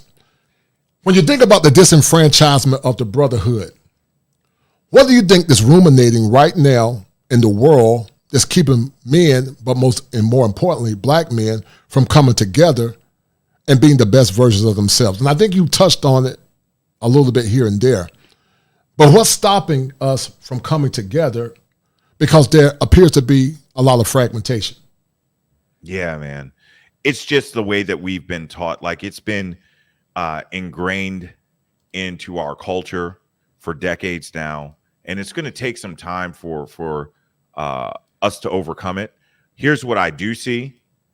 I do see black men moving in the right direction much quicker than black women are, which is actually the right way, because we're the ones that are supposed to be leading. So ladies, don't take that as a jab. Right. You know, we're supposed to set the tone and the pace and the example for you all. Tim Howard, yeah, being single mother raised is just one of the very many things that contribute to us not coming together. You know, we've been taught, you know, Kosher, you're old enough to remember the East Coast, West Coast beef in rap. Right. When it was actually happening. Mm-hmm. I explicitly remember the morning I found out that Tupac had gotten killed and the morning I found out that Biggie Smalls had gotten killed. Mm-hmm. And to look back on it now, it was so freaking stupid. That whole beef thing, stupid. Right. It was so dumb. It was like, it made no sense why they were beefing. Mm-hmm. You know, I heard, I think Snoop was on Joe Rogan's podcast, and Snoop was talking about it. And he was talking about a time that they all were on stage together, and that was like the last time before the beef started, and the beef just came out of nowhere. But even he, as one of the few survivors of that, because if you look at where everybody is, Eazy-E is gone. I don't want to go down the hip hop road, but Eazy-E is gone. Suge Knight's locked up. You know what I mean? Like, Snoop is one of the few survivors of that. Mm-hmm. And he's like, yo, it's so stupid. 20 years from now, we as black people, I pray that I live long enough to see this. We're going to look back at this time when we were so fractured and feel like it was so stupid, just like that East Coast, West Coast beef, because we're all doing the same thing. We're all trying to come up. And here's the thing. There's room at the table for all. Right.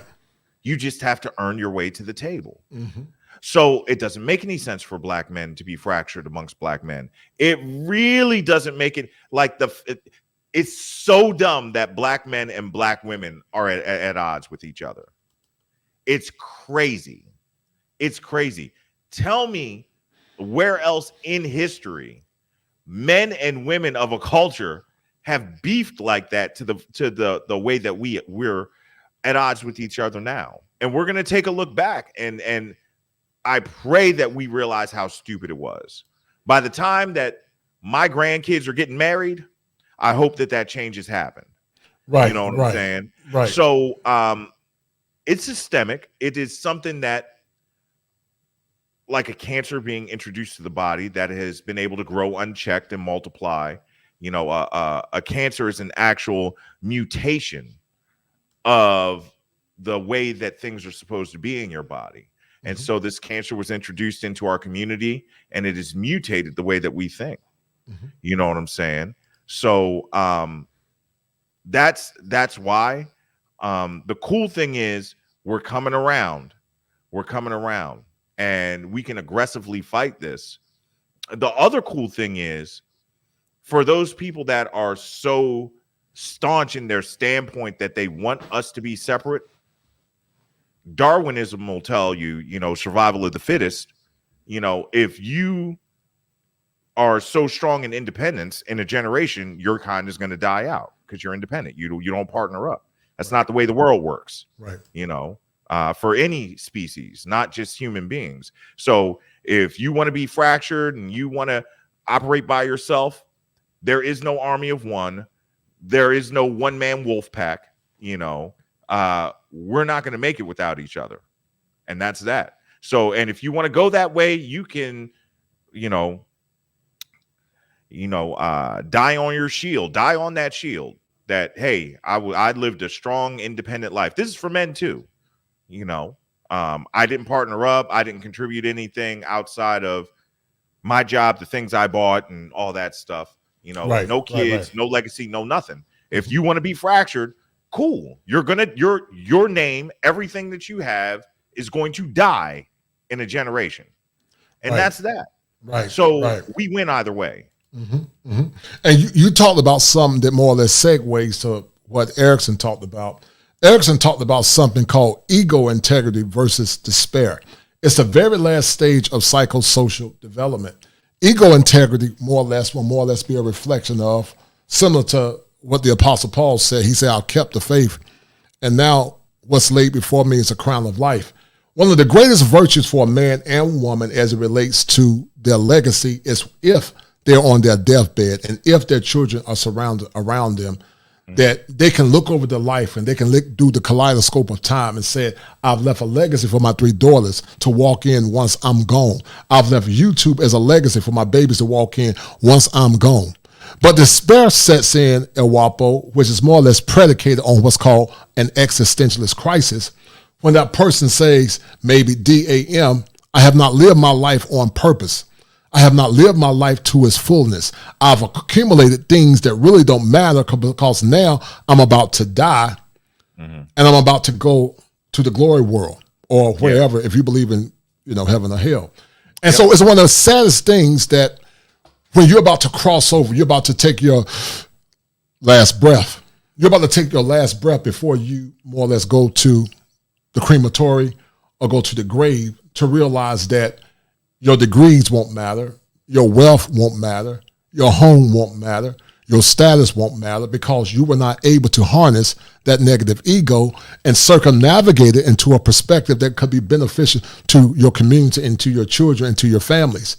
Because we're not going to take none of these things with us, El Guapo. You came into this world naked, you're going to leave naked. And these conversations are so important because just like the masculine ego can cause disenfranchisement, some of our women can cause disenfranchisement as it relates to community because many of them are full of hubris and pride. And so we have these conversations because even though these platforms are more or less predicated on building men and helping them become the best version of themselves, because El Guapo, I've always said that when men are at their best, women can be at their best. If she protects his 6, watch this, he's going to protect her 6. If she builds his ego, then she's going to protect him, her, and give her the love and the attention that she wants. But if she's not willing to protect his 6, how can he protect her 6? The problem is, El Guapo, that so many believe that protection is free, and it's not. It comes with a price. Yeah. If you want the protection of a man, you must humble yourself. You must humble your ego and more or less come to a man with a spirit of humility if you want to get the love and protection that you want. I remember the great story by Nicodemus when he came to the master, and he asked Jesus, he said, what must a man do to enter the kingdom of heaven? And Jesus told Nicodemus, he said, you must be born again.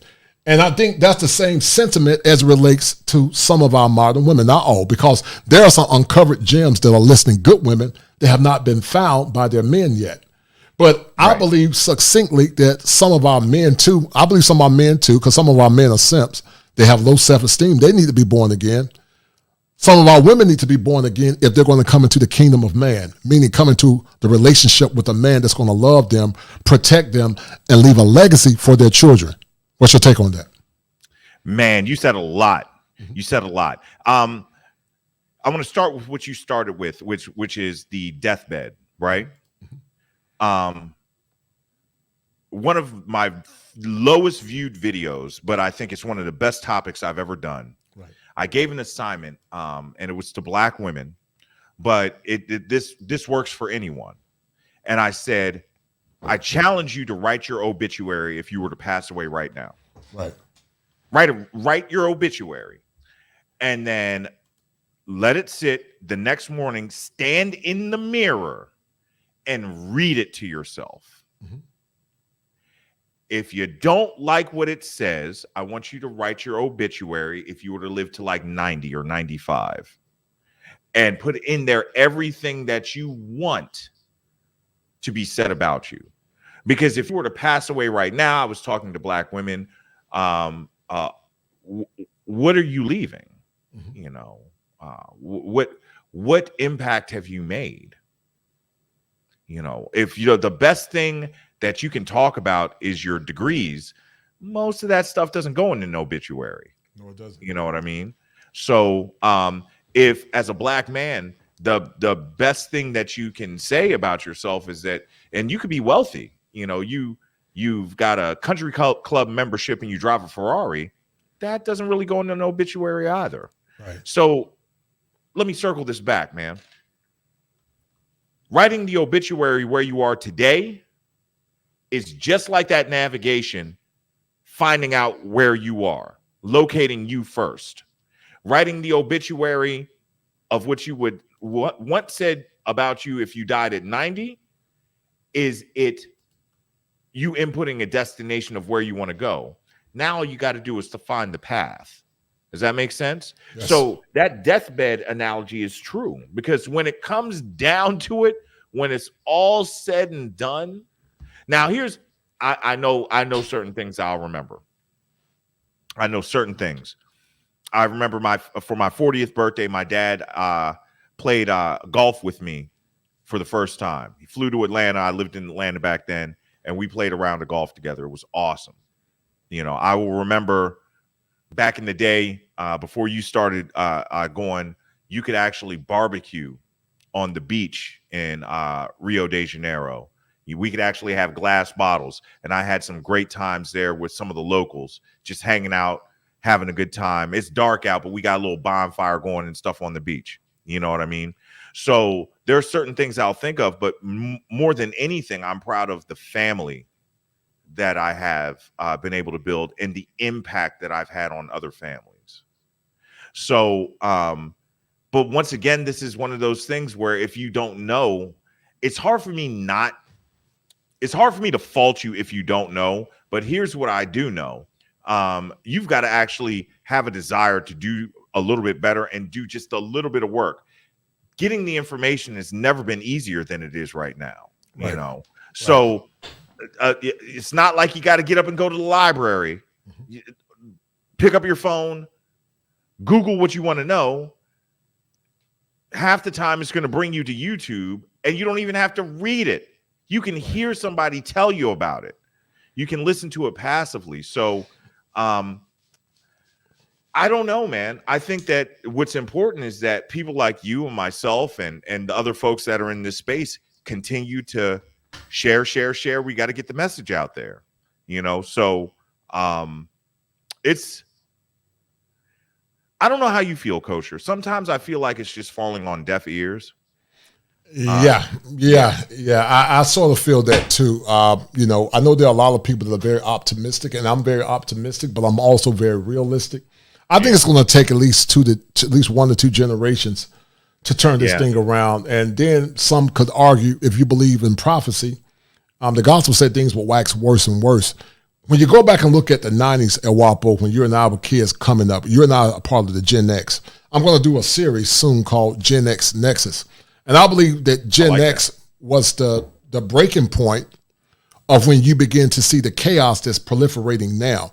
But I'm going to do a show on that. I'm going to have you on a couple of times, TJ Rant, Mosaic. It's going to be a great show. It's going to be like, you know, like a little short clip points. And it's called the Gen X Nexus, because I don't see it happening. There are too many elements that have derailed us as a community. You can't turn this community around overnight. I just don't see it. I hope that it happens, but I just don't see it, El Guapo, in my opinion. Sears Towel, thank you guys for the $4, $5 super sticker. He said, can you guys talk more about the origins of why the black women are enemies in this current day and time? Well, listen, it's going to take a whole show to talk about that. You can't more or less qualify it tonight, but I will say this, and El Guapo, you give me your point of reference. I think that black men and black women were mules of the same burden. But I think because our women, more or less, always had a desire for power, and I think some, not all, but some were envious of the power that the white women had and the white predecessors when they had an opportunity to join the movement that black men and black women never had, a dog in the fight, they joined it because women by nature respect only power and strength. And so to her, the person that to symbolize power was the white infrastructure or the white man. And I believe that some, through ignorance, were more or less compromised. I believe that some of our women were compromised, and some were not even aware of it. I think some are aware of it now, but I think it's to the point that because of pride, they can't humble themselves. What's your take on that? I would echo that it comes a lot from the whole black-white thing, which I don't. But you got to call a spade, right? Right. So and I don't want to get into it either, but if the young man asked, go ahead. It's been going on. Forget the civil rights movement. Tariq Nasheed made a movie called Buck Breaking. If you really go back and look at your history of what has been done to black men to destroy their image of masculinity, they literally used to take the biggest, strongest slave and violate them in front of their women. Right. So for centuries, this has been going on. And we are dealing with the accumulation of all of this over all those years now. The crazy thing is,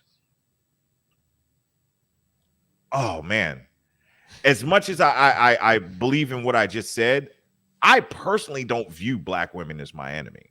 No, me neither. Black women view us as enemies, and here's why. Right. And this is the here's some ego for you. I got some ego for you right now. If I'm so dominant over you, how am I your enemy, man? Like, it's not even a fight. Right. It's not even a fight. Now, you can argue that in certain situations, like, an unwanted pregnancy or a domestic or even an alleged domestic incident, but I don't even put myself in those situations. So you're not my enemy. You're just not. I want to see you win more than anything else. Right. Right. I can get it if you've been in a situation where you've had to go through that court system, because boy, oh boy, I do know how that is, that child support system. But yeah, I can see how you could see a black woman as your enemy there. But outside of that, men, you don't realize how powerful you are. Yeah. Okay. Shout out to Sweet Lulu Bean for the $10 super stick. She said, modern women are congratulated from being single moms and being unmarried, independent, not needing a man, and for their body/beauty, but men are accused of having the egos. What's your take on that, Guapo? Let me see. For being single moms, for being unmarried, independent, not needing a man, and for their bodies. It's a beautiful lie. I mean, here's the thing. Success leaves clues, right?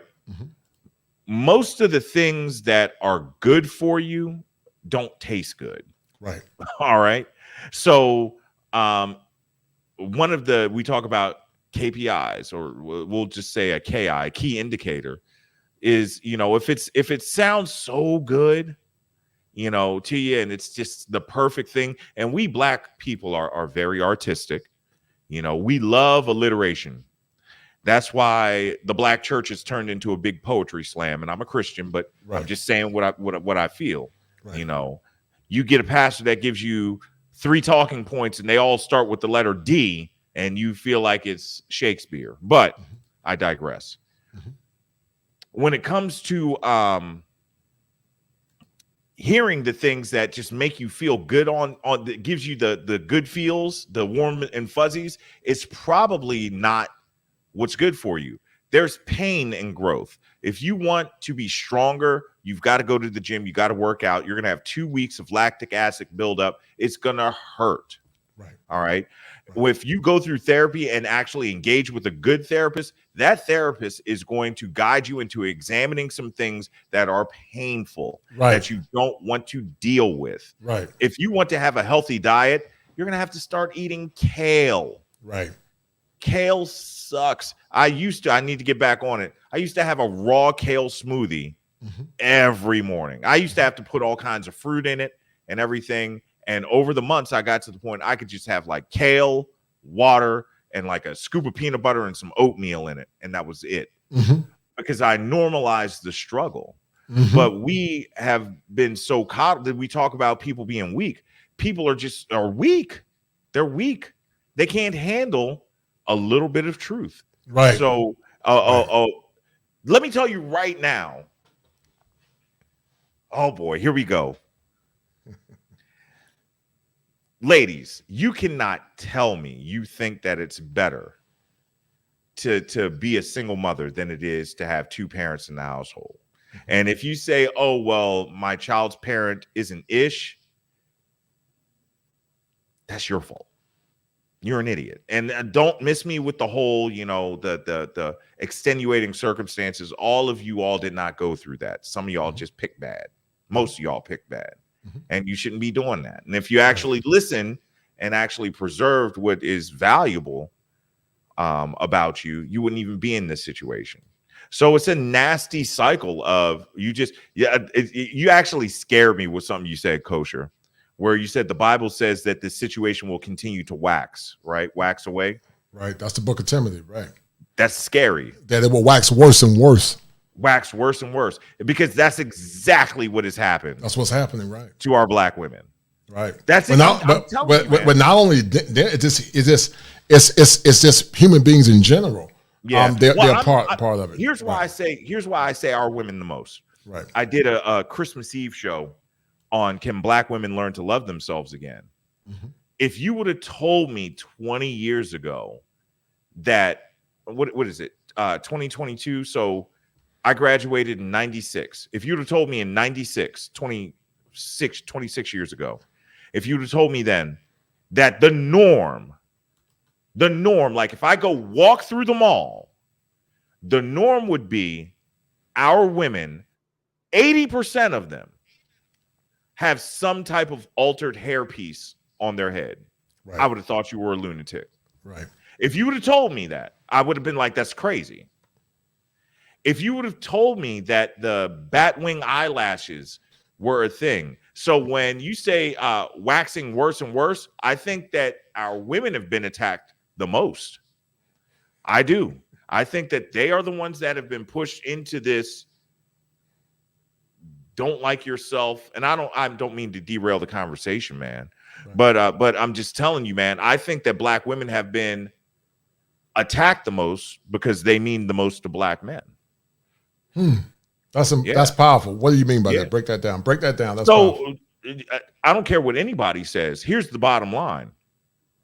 No demographic of man on the face of this planet holds their women to such a high esteem as the American black man.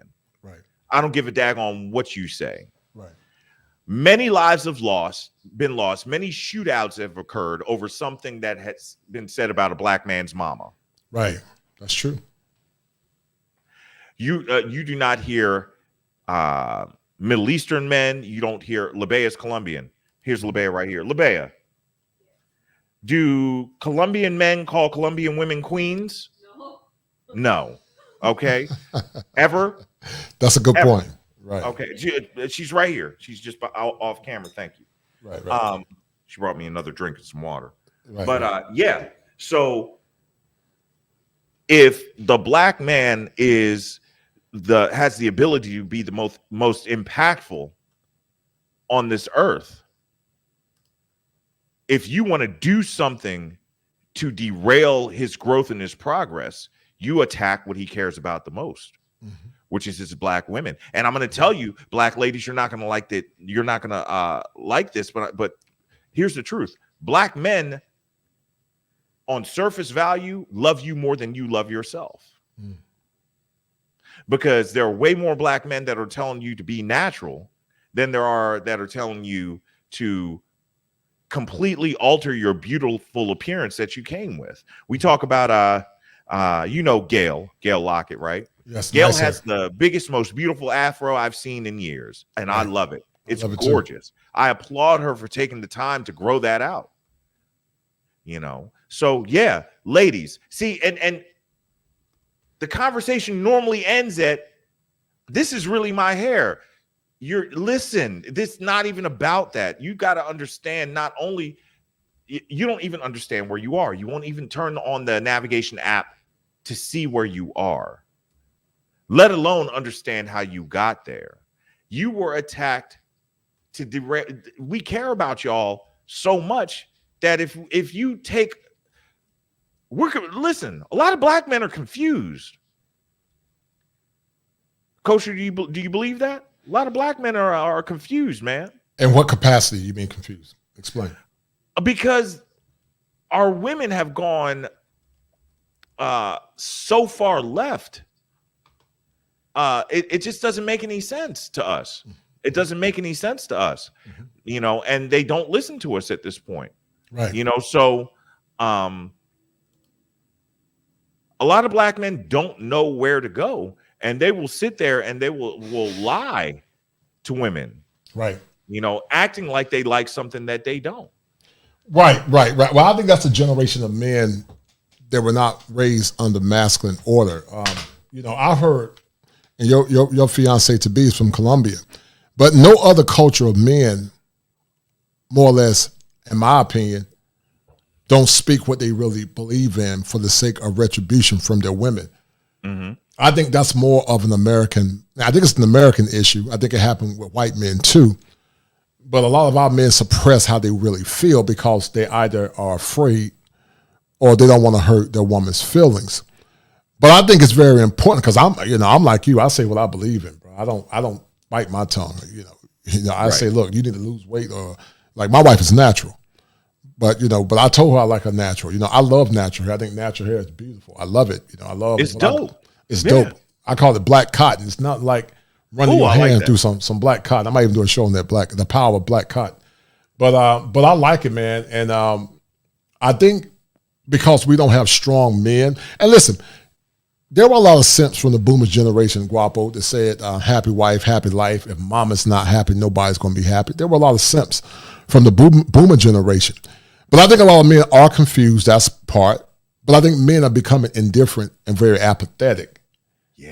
And many are actually just saying to hell with it. Because how many times can you talk and say you love a group of women and they continue to say your mom is black who hurt you? And I've always said, your daddy is black too. What's your point? And so I think a lot of men are becoming indifferent. I think a lot of guys are checking out, that they don't care. But as long as men are talking, that's a sign that they love you. When people stop talking, that's when you should be afraid. Men are still talking. They're still talking. And that's a sign that they really love our women because they're having these conversations. But in these conversations, many men are beginning to say, you know what? It's time to focus on me. You got movements like SYSBM. Where men are beginning to focus on themselves, introspective black men of reform. And they're just saying, enough is enough. Can I jump in real fast? Because you just said something that people do not understand. Yes, sir. Go ahead, brother. Most people think that the opposite of love is hate. Mm-hmm. It is not. Mm-hmm. The opposite of love is indifference. Right. And what you just said is so true.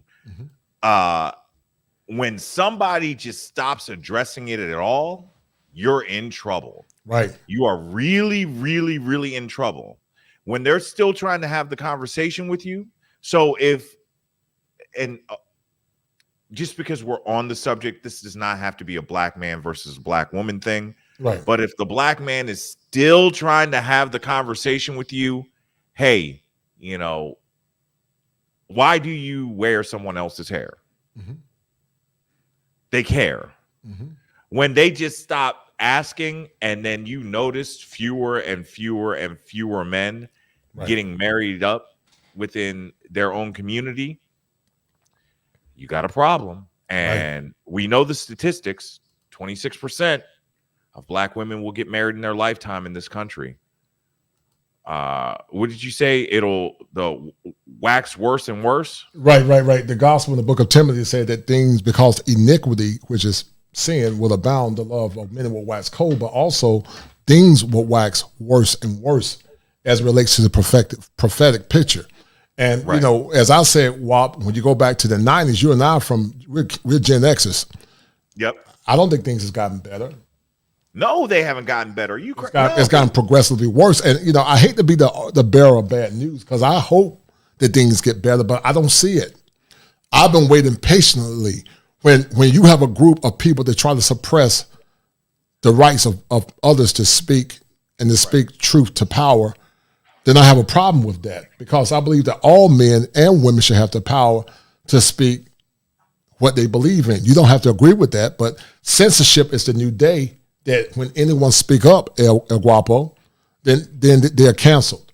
And it's getting sad, and it also is very unfortunate because you're beginning to see it precipitate more so now than I would say at any time in human history, because when we were teens, you didn't see this level of censorship that you have now. One group can speak, the next group must be silent. If you say, I don't like tall, dark-skinned people, you know, then it's okay. But if I say I don't like short, light-skinned people, then that's hate speech. And so, you know, it's weird. It's a very weird, chaotic time that I have you thinking that you're crazy because there's a lot of gaslighting going on. And it seems to be getting worse and worse. I'm going to run this clip, Wop. Let's break this one about because this is very important as it relates to the ego, and I'm also David Ruffin, and I hope I don't get no. So I'm going to watch it on my phone because for some reason I'm not getting it on StreamYard. I know it's playing. Oh, really? But I'm going to watch it on my phone while you do it. Okay. Okay. All right. Cool. So I'm going to open this up, and we're going to talk about the disenfranchisement of the Brotherhood and what can happen when the ego is left unchecked. All right, hold tight. 1966, and 3 of them featured Can you see David it? Ruffin on lead Yeah, vocals. I see it. He really made the Temptations. He took them to a different level once he got in the group, and he felt he deserved to be the front man and probably be paid a little more than the rest of them. He used to travel with us because we had a big station wagon and we had a Fleetwood Cadillac, you know, for our musicians and for the group. But after we really started making money, David decided to get his own limo, and he had David Ruffin with his glasses painted on the side, and he had a mink rug in the back seat of the car. Everyone else was riding the station wagon, so I guess that wasn't too appropriate, but they could have rolled with me if they wanted to.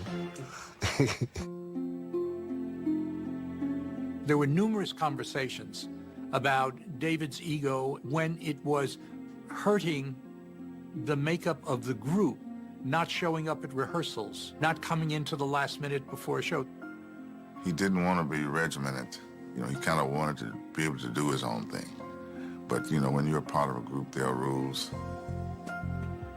He started to set himself up with his own coterie of people who were, in my opinion, nothing more but hangers-on and sycophants, if you will, who kept telling David exactly what David wanted to hear as David was footing the bill. David always surrounded himself with people that he could feel superior to. The people he hung out with in Detroit were pimps, prostitutes, drug dealers. A guy by the name of Royce Moore used to hang with him, and Royce was not a good influence, you know, for Ruffin, because he would say, Papa, they came to see you, Papa. They didn't come to see nobody else but you, Papa. We were in El San Juan, Puerto Rico. Now, the Supremes had just changed their name to Diana Ross and the Supremes. Well, David Ruffin wanted to become David Ruffin and the Temptations. David Ruffin was not the lead singer of the Temptations. There was never a lead singer of the Temptations. Depending on the song, it could be Eddie Kendricks, it could be Paul Williams, it could be Melvin. It was the Temptations that was the big star. The group was always bigger than any of its parts. That was when it really started to become a slow nosedive on over to where he started having a gap between us. And they put up with him for as long as they could put up with him. Around town. Every time my dad came to town, he always saw his children. Even when my dad was out of town, he always called his children. We'd go to the beach and horseback riding on weekends. We just loved to be around him, and he made us laugh. He would play a guitar, and we would dance around and sing and just have a good time at home. Ruffin was also having a good time on the road, sometimes at the expense of his bandmates. There had been incidents where he had been fined for various things. And I would say, come on, Ruff, man, we got a wonderful thing going on, man. Straighten up. And he would sit there, he would take his glasses off, and he would be crying. He said, I know, man. He said, I don't know what's wrong with me. Definitely came when we were at Cleveland at the Versailles. David was dating one of Dean Martin's daughter, and she was opening up at the Latin Casino in Cherry Hill. He decided to take her in his own limousine to Jersey. One of his guys that worked for him, he came to our dressing room. He said, David said for y'all to hold it down with 4. He's going to go and see his girl open up, and he'll rejoin you guys after he see opening act. That's when the 4 of us said, we got to let him go. It's just not working out, David. You obviously want to be a solo artist, so here's your opportunity. Go on, and best of luck to you. You can believe it. He still wanted to stay in the group. I say, well, you think that the guys are going to ask her to come back to the group. And it just struck a nerve. He jumped in my bed with his shoes on and said, that's right, that's right. They're the ones that dismissed me. They're going to ask me to come back. I said, David, it's not going to happen. I don't see how you could fire someone out of a group of that magnitude. I just think that was time for a change, and life lands a crushing blow sometimes, you know. All right. So you saw that, Guap. You saw the downfall of David Ruffin due to a very toxic ego. And David Ruffin said something, with the white gentleman said something that's very profound. You did a show about a month ago talking about the greatest crisis in our community. And I think that you said, and I parrot, that you felt that white knights were the greatest indictment to the culture of our people and also to a lot of our women. You heard what the gentleman said, that there were a lot of simps, a lot of sycophants that told David Ruffin what he wanted to hear. I did a show Monday, I believe, called The Queen Bee, Simps, Sycophants, and White Knights. And, you know, you talk about that when it comes down to true love, that men would tell our women the truth. You did a show about a week ago talking about, you were talking about dirty macking, how some men lie to our women to get what they want. Mm. You still firm in your convictions that white knights were more or less the issue in our community. I want you to more or less reflect on why you said that. Very simple. They are the ones that perpetuate the lie. So more dangerous than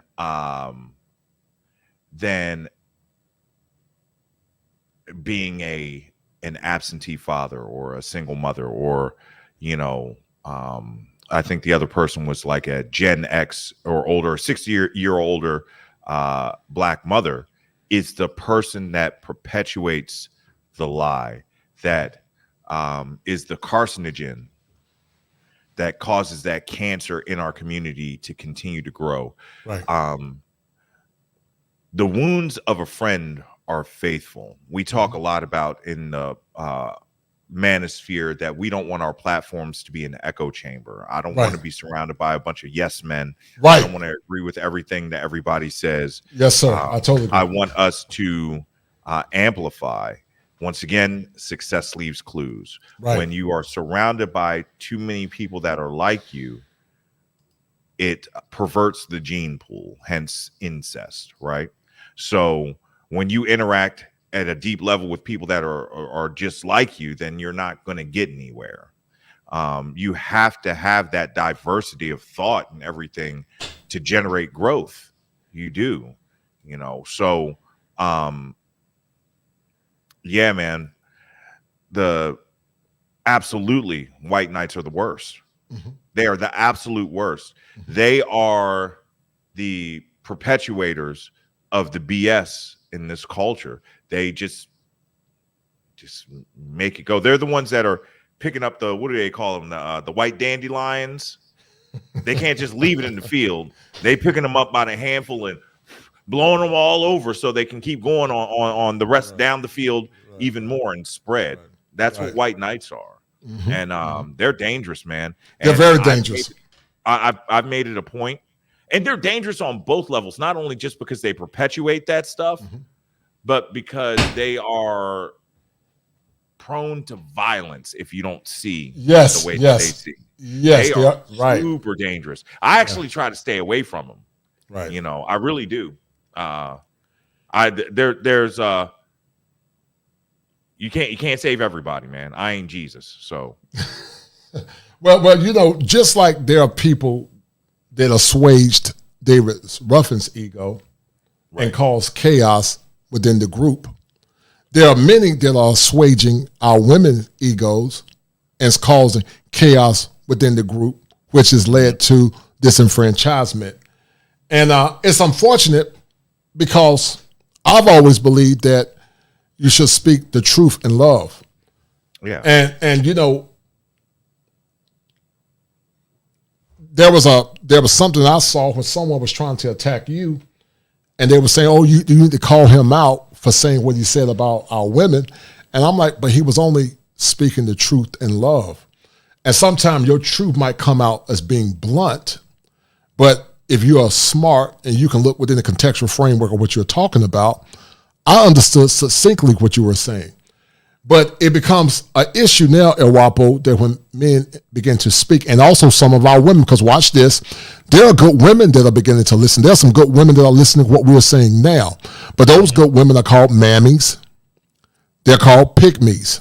And so, you know, the gospel say, let the older women teach the younger women. But even when those women try to teach some of the women now, it's met with ill repute. Anytime people speak out against what I call the queen bee, because I believe it's queen bee culture, anytime they speak out against the queen bee, then it's met with ill repute. What's your take on that? So I don't know. Are we literally talking about Beyonce? No, not Beyonce. The queen bee culture. Queen bee is like you got in the insect kingdom. You have the queen bee, and then you have drones, which are simps. You know, worker bees. Oh, right. Okay. Right. I hear queen bee. I think Beyonce, man. But yeah, man. I want to go back to last year when Kevin Samuels did his Men's Week, and he did a series where he talked about PMS and things need to, you know, men need to master their power, their money, and their, I think the S was sexuality, right? Their sex, you know. And he said that all men should pursue power. And I was like, dude, no, absolutely not. To be honest with you, power is not meant for all. Power is not meant to be wielded by all. Actually, power should only be wielded by the very few. Right. The very few. Right. Not everybody is meant to lead. Like, yeah, you're going to have some drones and stuff like that. The problem is they're following the wrong people. They just are. How do we change that? I believe that we're doing it. Here's the cool thing. You know, we don't have to save everybody. Right. What we have to do is, like, I'm really cool if in my entire YouTube career, I help like 10 people turn their life around. Right. I'm really cool with that. Right. Because that means that I can help, you know, maybe change the future legacy of their family for a couple of generations. That's way more impact than most people ever have, you know, and that can go down and multiply.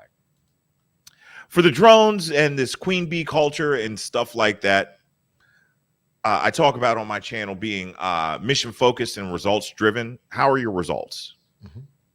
How is Corey Holcomb, who I absolutely love, and I'm probably going to lose some subscribers for saying that, but there's a lot of truth in the stuff he says. He goes overboard a lot, but great comedian.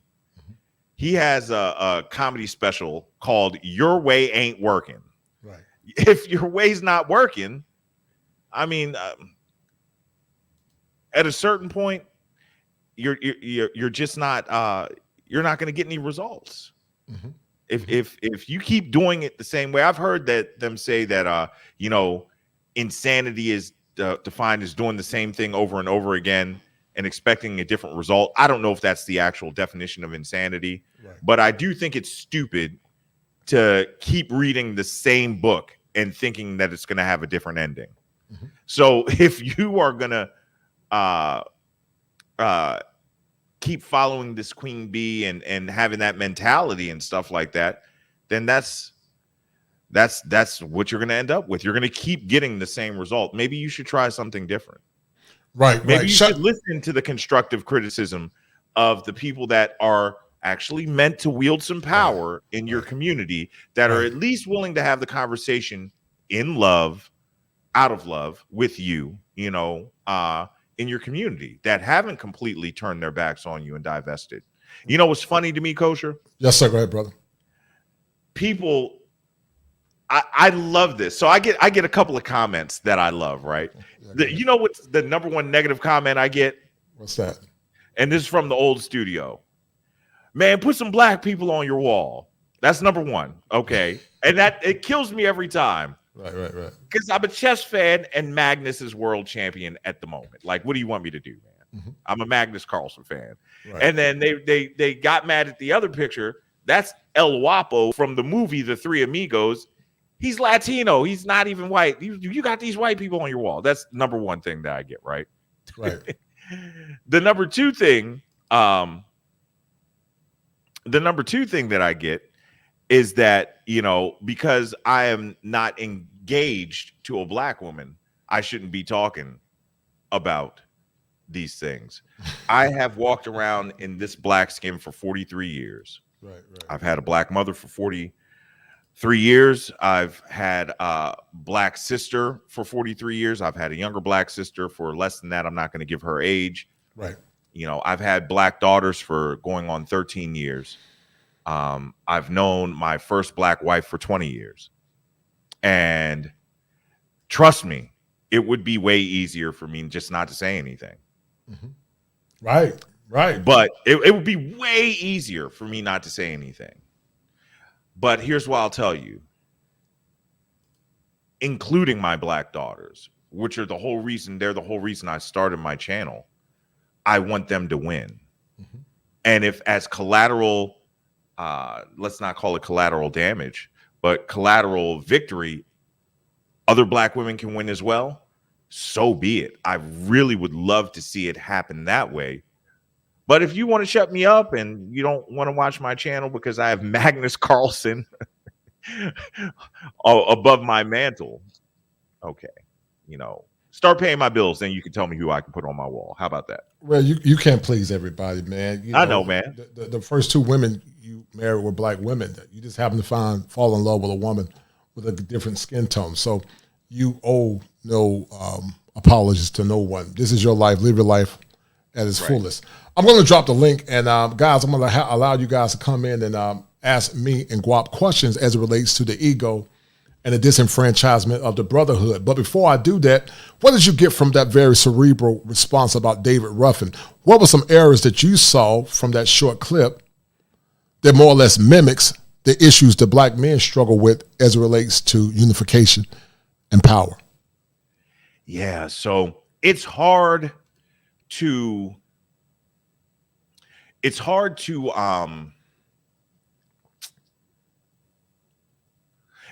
operate something that you've never seen before. It's hard to drive a train down the tracks, if you've never seen a train. It's hard to fly a plane if you've never seen a cockpit. It's hard to operate a life of fame and wealth and everything properly if you've never seen it before. So I know a little bit about David Ruffin's story, but I don't know much about his upbringing and stuff like that. Right. I don't know if he comes from that. That's why, Coach, you ever been around somebody that's old money? Yes. Like, yeah, I got a white buddy. I'm not going to say, we'll call him Will. Will is old money, old generational, like Rockefeller type money. Right. Cool dude. Cool dude. Will has been exposed, and the things that are so high class are so normalized to him that he, from a young age, was taught by his father and his grandfather how to operate within, because what wealth gives you is access, right? Money gives you access. Right. How to operate. These are the things you do. These are the things that you don't do. These are the things you engage in. This is what you don't engage in. This is how you deal with this. This is what happens if you get in this situation. A David Ruffin that does, and I'm not making any excuses for the dude, but I just know that it's hard.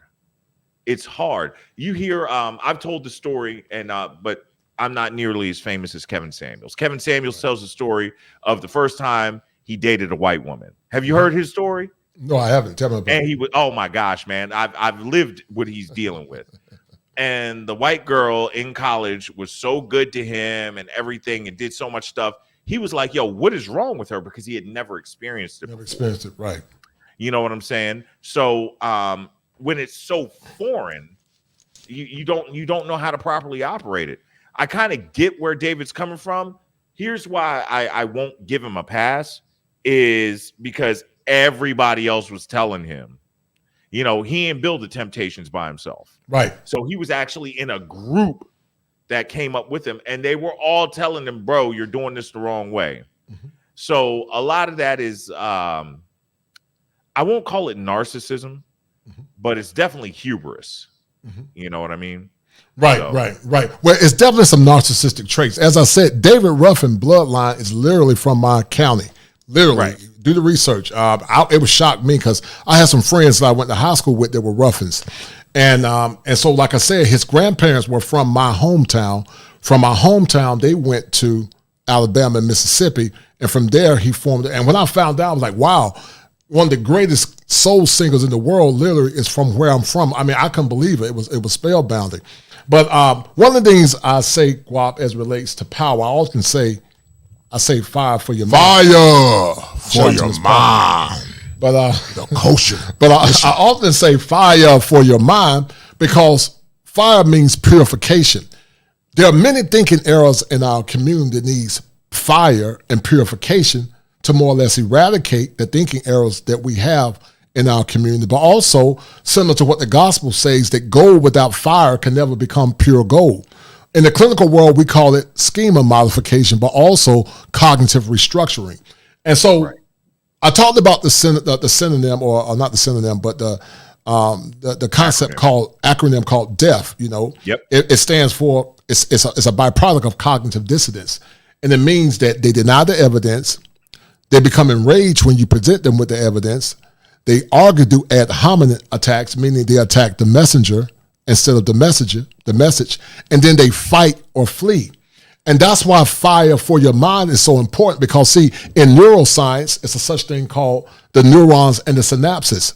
There's a lot of cognitive dissonance that has led to many of our people not being aware of the issues that are impacting them in a negative way. Cognitive awareness is tied to being illuminated. Once you become illuminated, you begin to see. But see, when you know better, you do better.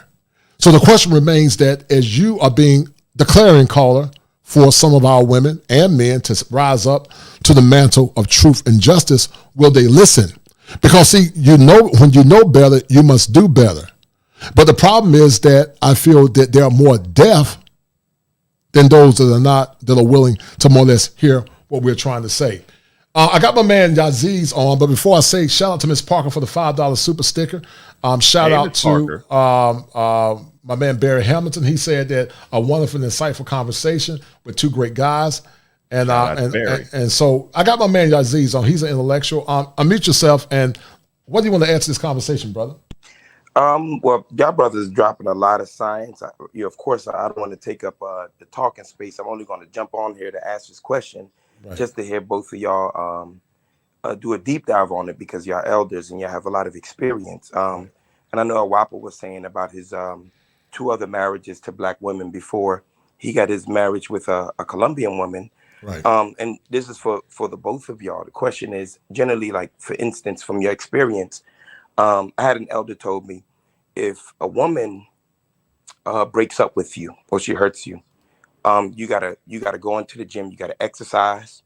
You gotta run faster. You gotta dress better. You gotta drive better. That was his saying. And so the question I have for y'all that I want y'all to go in on, whatever different perspectives that y'all can, that if a woman has lost respect for a man to the point that she decides, oh, she can dismiss him, does a man have the ability? Of course, a man can rebrand himself, but can he rebrand himself to the point of changing himself in her eyes to gain that respect and gain that attraction again? Because I know a lot of men think that that's a possibility, that they can re-win, because some men have that, what do you call it, that disease called one-itis, So I want y'all to just speak on that. I'm going to step off real quick, because I want to keep hearing y'all break down a lot of information. This is very powerful. Okay, I'll let you take a guap. Go ahead. Yeah, stay up for a second, because I want to answer real time. Is that cool? That's okay. Okay. So I love that question. And here's why. Just like we started out and we were talking about a woman hurting a man's ego, damaging a man's ego with like her words. My first mentor, I talked about him, my uncle that passed away some years back. He told me when I was young, like a teenager, once you use, I forget the term he used, but in the manosphere, we would call it your masculine frame. Once you lose that masculine frame, right, a lot of times you're better off cutting ties and starting over. Now, that can get very complicated. You could be married to the woman. You could have children with the woman. But I kind of agree. Like if you have a super duper soft moment, some things you just can never do around a woman. So I believe, so just like she can never, like really go out of pocket with her mouth with you, and you look at her the same, there's certain things that you can't do around her, and she looks at you the same. And that's just the way that it is. That's just the way that it is. So yeah, you can get in the gym and all of that stuff, but there's a kind of a chronology, I think you would have to be apart, and she has to come back and seek you. You know what I mean? You can't be the one to reach out to her. This is kind of the philosophy that Alpha Male Strategies has, Did I answer your question, Aziz? Man, the perspective is very powerful. I'm definitely in agreement with it. I know a lot of men, my younger brothers and them, they always have these issues because of the mentality. When you're youthful, you have like a one-itis mentality. It's almost as if like a woman falls in love with a man, but a man falls in love with a specific woman, but a woman, she falls in love with the experiences with a man. So she can replace the man as long as the experience is getting better. But a lot of times men find it difficult to replace women. Right, I think women are in love. Go ahead, Kosher. I'm sorry. No, right. And I agree with him. That's why I say that men should never fall in love, because love is an emotion that comes and go. It's like the wind that comes and go. I think a man should love through reason, but he should never fall. When you fall, you literally fall because you lose all sense of logic and reason. I think a man should love his woman within reason as long as she's mission focused to his mission and building. If you think about men of the past, Guapo, your grandfather and your father, they were probably very stoic men. They probably didn't show a lot of emotion. My grandfather was like that. And I think it was for like that. Right. And I think it was for the good, because when you're about your purpose, you don't have time to fall in love with the euphemistic notion of love. Love is fleeting. You can fall in love, you can fall out of love. But just like a woman can be imprinted through the seed of a man where she's very vulnerable, the man is imprinted in his mind by the infatuation for a woman. Once that man becomes imprinted with the fickle nature of love, then he becomes very deleterious to his well-being. And so I think it's very important that men need to learn to love within reason, because you can always love more than one woman. I used to believe that there was one soulmate, but I don't believe that anymore. I believe there are many women that can more or less meet your needs and meet your expectations. But because many men have been conditioned to more or less think that, they get caught up in this spurious notion called love, that many men are very vulnerable, and some even take their lives at Guapo and Aziz because they were caught up in the fanciful notion of love. I call it El Guapo the dopamine rush. It's tied into dopamine, but I call it dopamine because they hope that they still going to get that dopamine rush from that feeling called love. But then they come to a reality that it no longer exists. They become psychotic.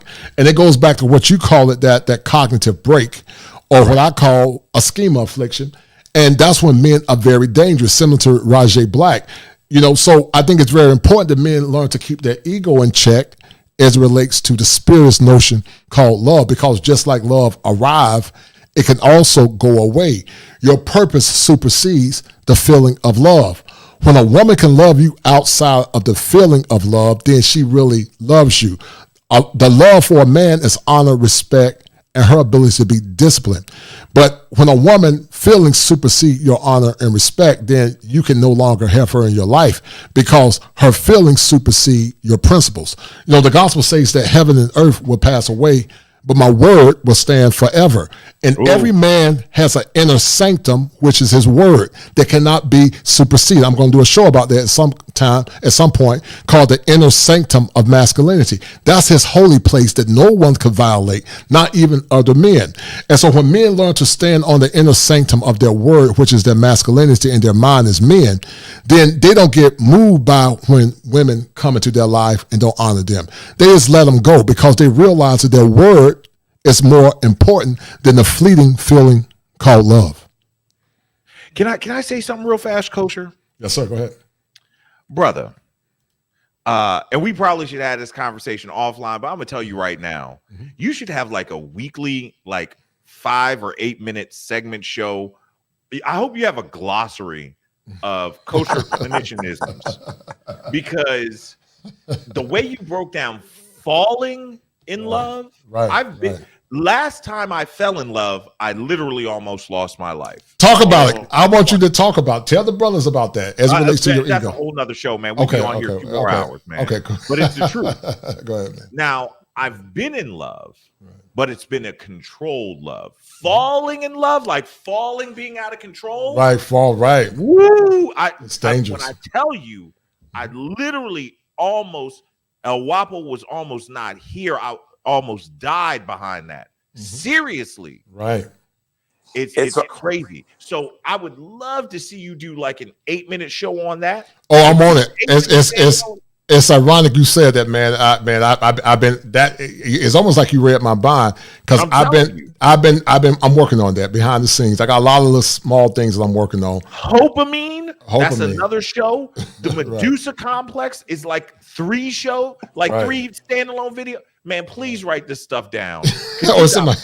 I'm glad you're saying it on your channel live. Right. So you have it dated and timestamped. Right. But y'all are seeing the beginning of something very special. We talked about that alliteration. Black people like that. You're going to be rich, bro. I hope so. I hope so. Is that all you want to ask Wap, Aziz? Yeah, that's all I wanted to ask, because y'all brothers, y'all.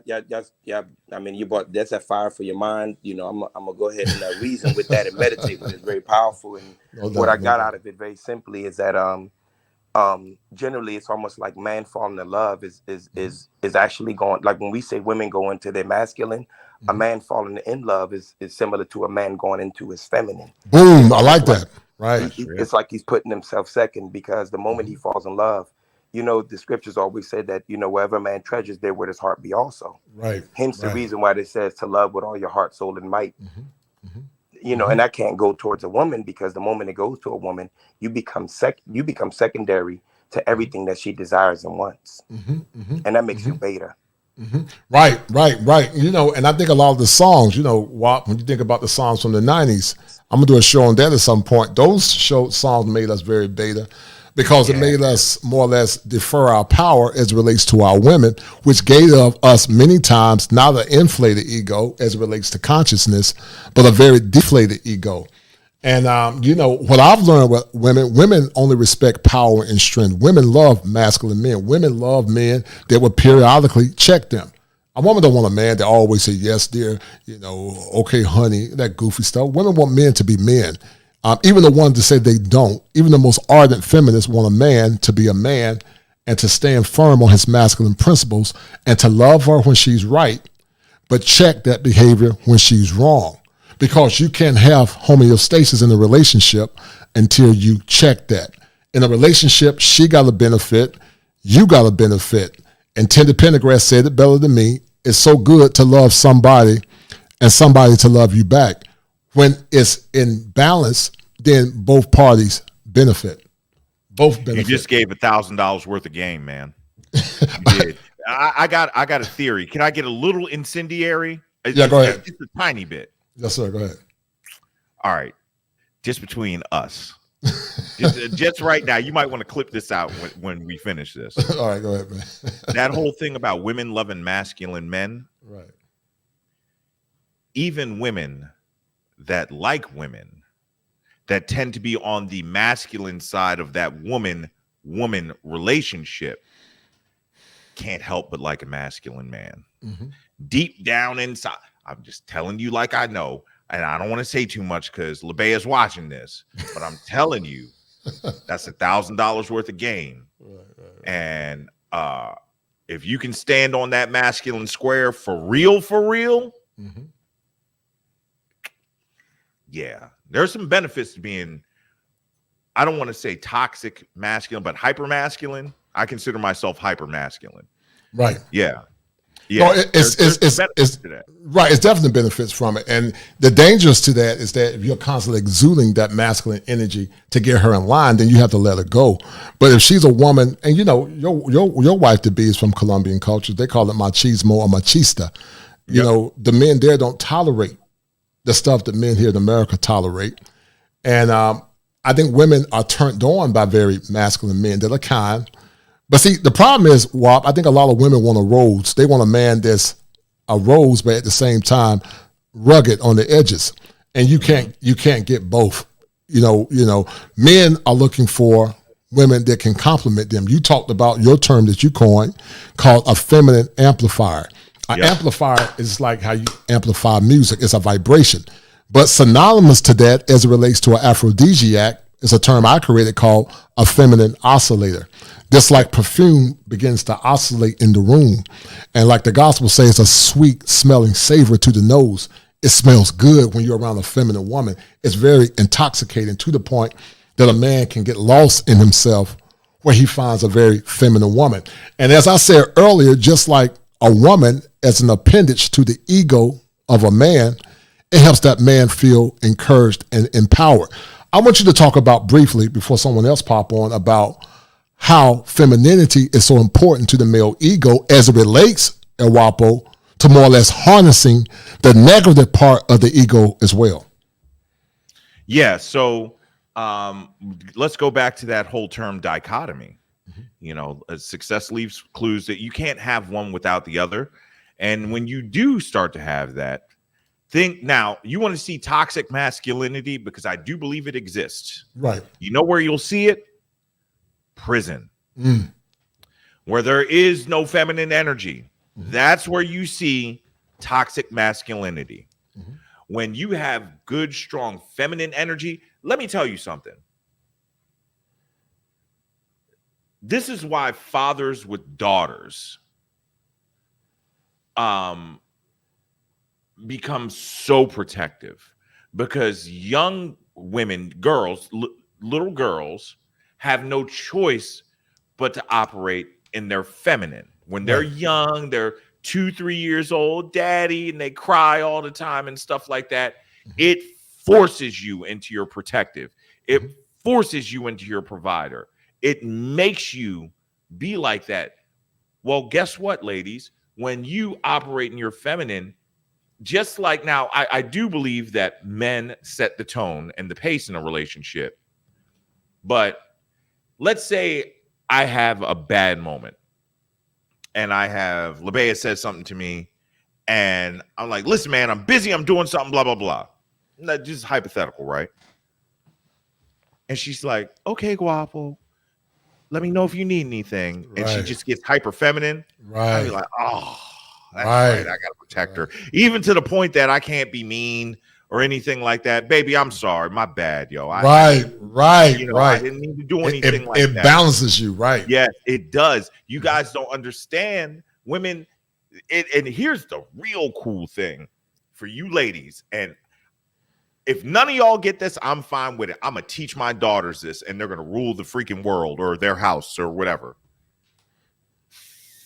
Femininity, feminine energy is stronger than masculinity. My opinion. This is just, I don't have any like clinical basis for that, but from what I've seen, that feminine energy, do you see what men do for women?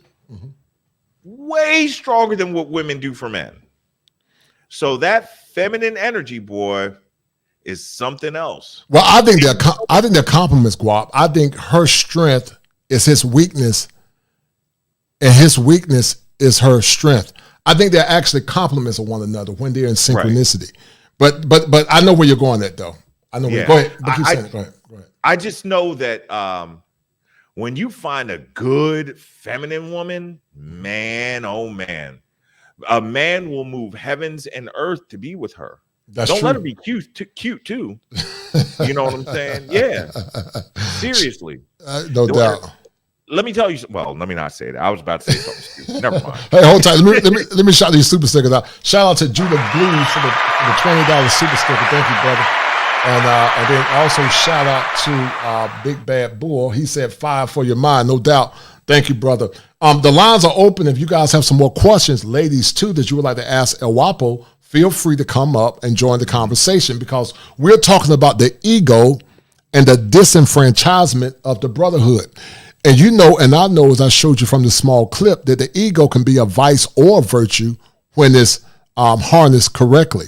But when the ego is out of control, then it can lead you to a very dark vortex.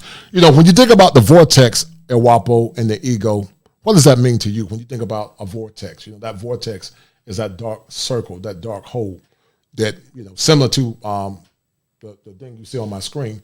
You see the vortex. It's a vortex. It's a dark hole. The vortex, the whirlpool, the black hole, just the closer you get to it, the harder it is to escape its pull. That's why when we started out talking, you have to maintain a certain level of humility as you're dealing with things, especially as you start to be successful. You know, I'll give you an example that I know you and I can both relate to, right? Height. Right. You know, yeah. So it's hard, man. Like it's hard. That they say that, you know, privilege is invisible to those who have it. You're way taller than me, but even me, I'm 6'2". You know what I mean? So I don't know, man. It's just, you got to kind of consider the whole picture, not just your perspective. Does that make sense? Yes, sir, it does. Right. Yeah. So when it comes to getting into that vortex, that's how you become a David Ruffin. That's how you become an Adrian Broner in Walmart ripping up $20 bills because you don't put anything in your pocket but hundreds. That's how you do that. You know, I think one of the best things, and we talked about this before, is the power of that interdependence. This is why you need a throng of individuals. As a black man, you need a throng of strong men that some of which need to be stronger than you, because you are going to be the average of the 5 people that you spend the most time with. Here's the deal. If you are the best person in your group, then they can only bring your average down. You have got to surround yourself with people that are better than you. You have to find people that, I don't care how you do it. You know, everybody, well, how do I figure it out? You know what I mean?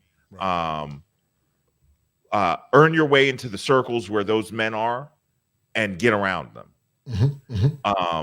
But you need to have that throng of men that will level set you and help pull you back from that vortex when your head starts getting big, you know, when you actually start believing all the stuff that you're getting on social media, knowing that it's some BS, you know, when the DMs start filling up, you know, Right. So, especially in a situation like this, you know, where you've got a platform, I can only imagine what like lead attorneys DMs looks like. Just seeing the stuff that I get, you know what I mean? Sorry, LaBea, but yeah, just seeing the stuff I get. Oh, really? Hey, you just wait. It's gonna happen. Hey, now he's married, ladies, but he is 6'6". I've met Kosher in real life. He's really that tall. There are so few times I've felt short in my life. I felt short when I met you for the first time. I'm like, dag, I suck. Yeah.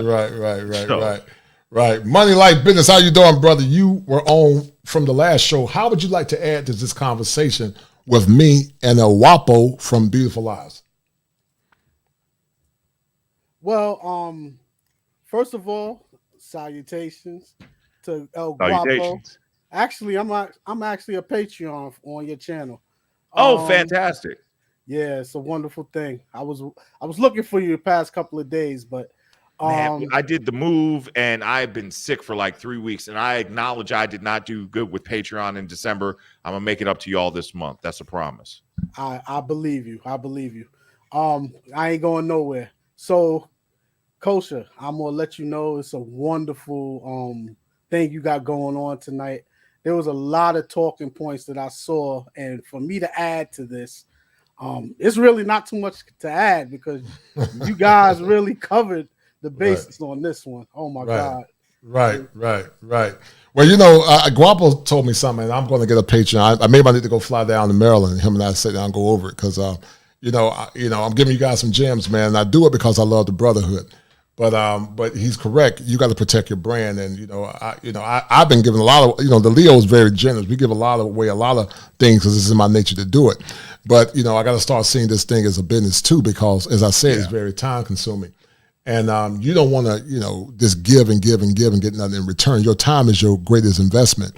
But more or less, I do it for the sake of empowering men. But I also want to harness it in a way that I can, benefit me as well. Because Guapo know it. This show literally took me 5 hours to put it together. Literally 5 hours. We've been talking about it all week. All week, talking about it for 2 weeks. 2 weeks, right.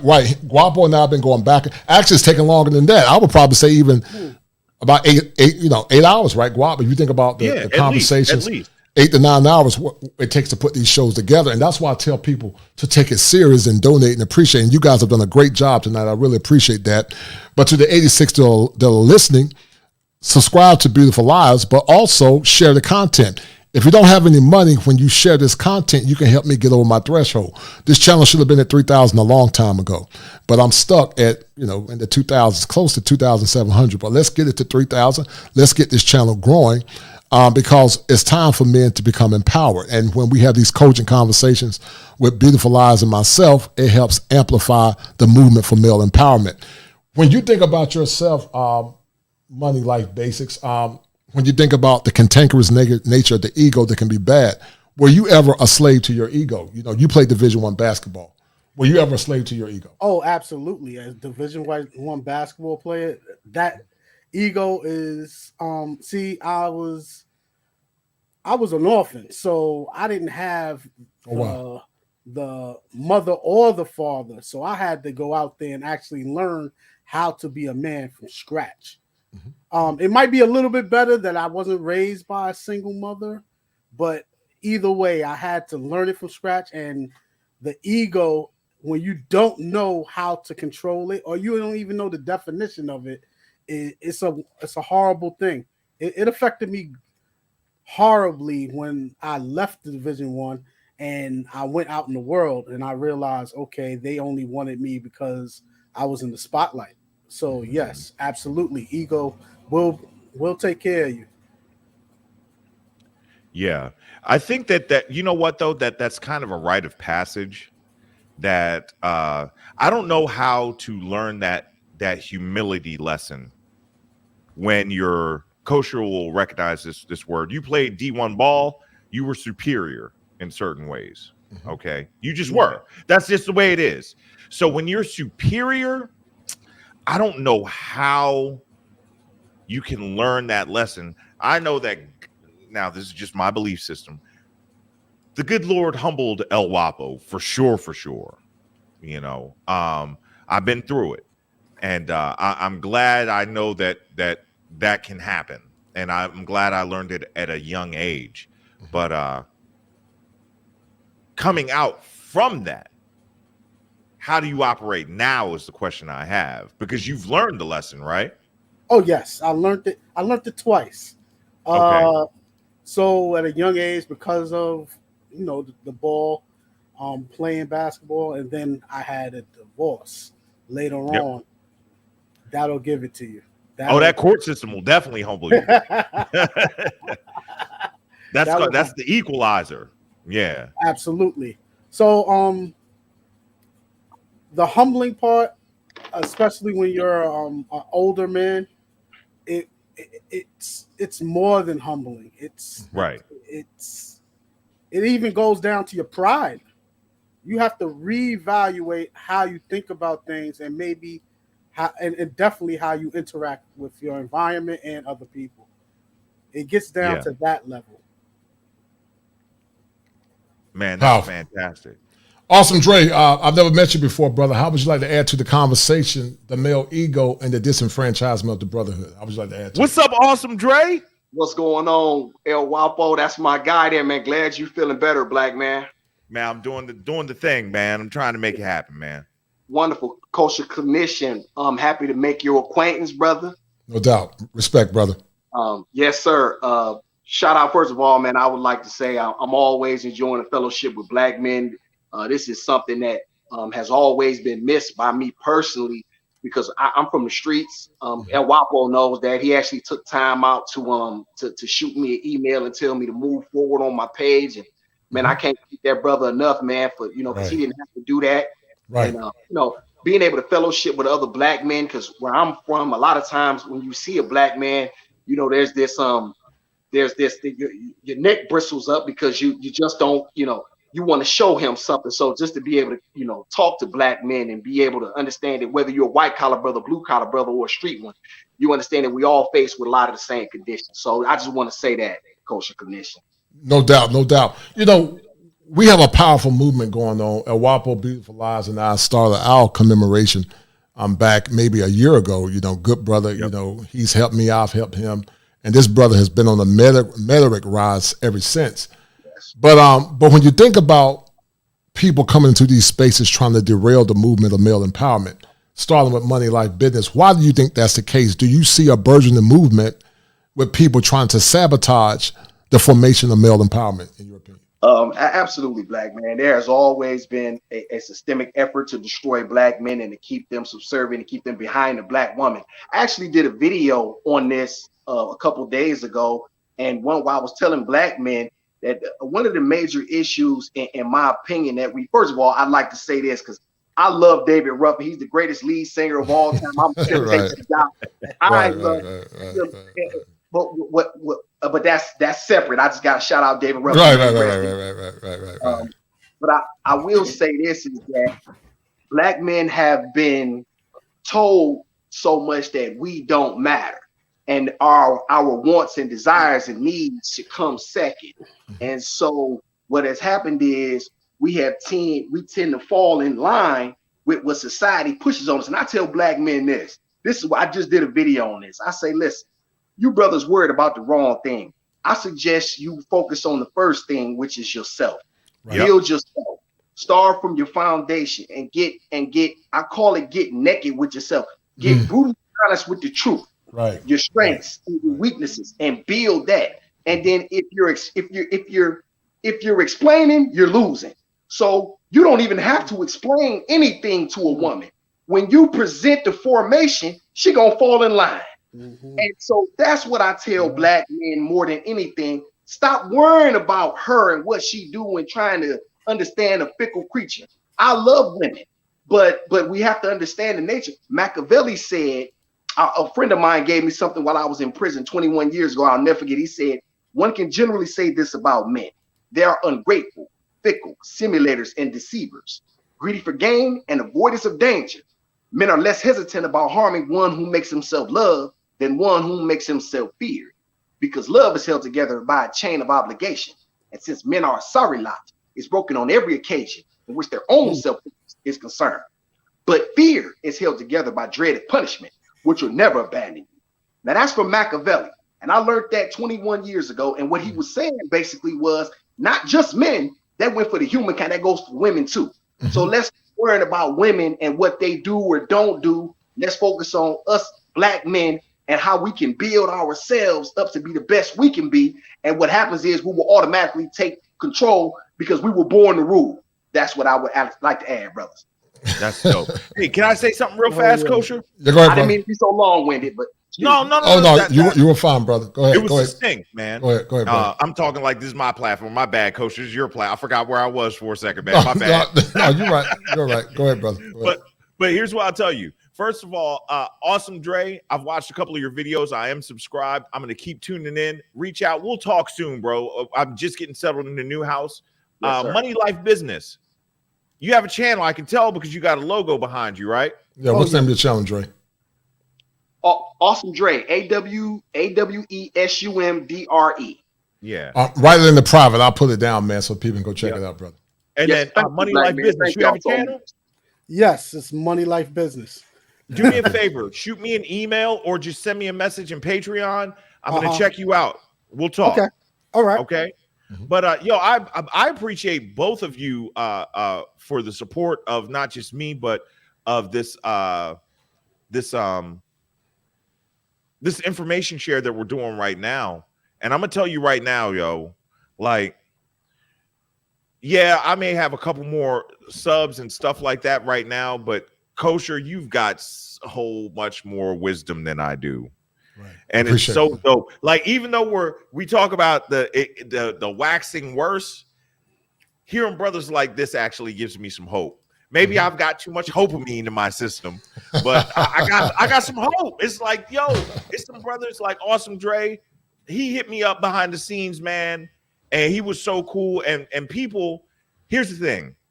If you come at me the right way, I'm gonna talk to you. If you're entitled, I'm not gonna waste my time. And Awesome Dre came at me so cool, bro. He really did, man. And I was like, it's gonna take me a second, but I'm glad you're back, Dre. Yes, it's gonna take me a second because of the move, and I've been sick. But you see, I reached back out, man.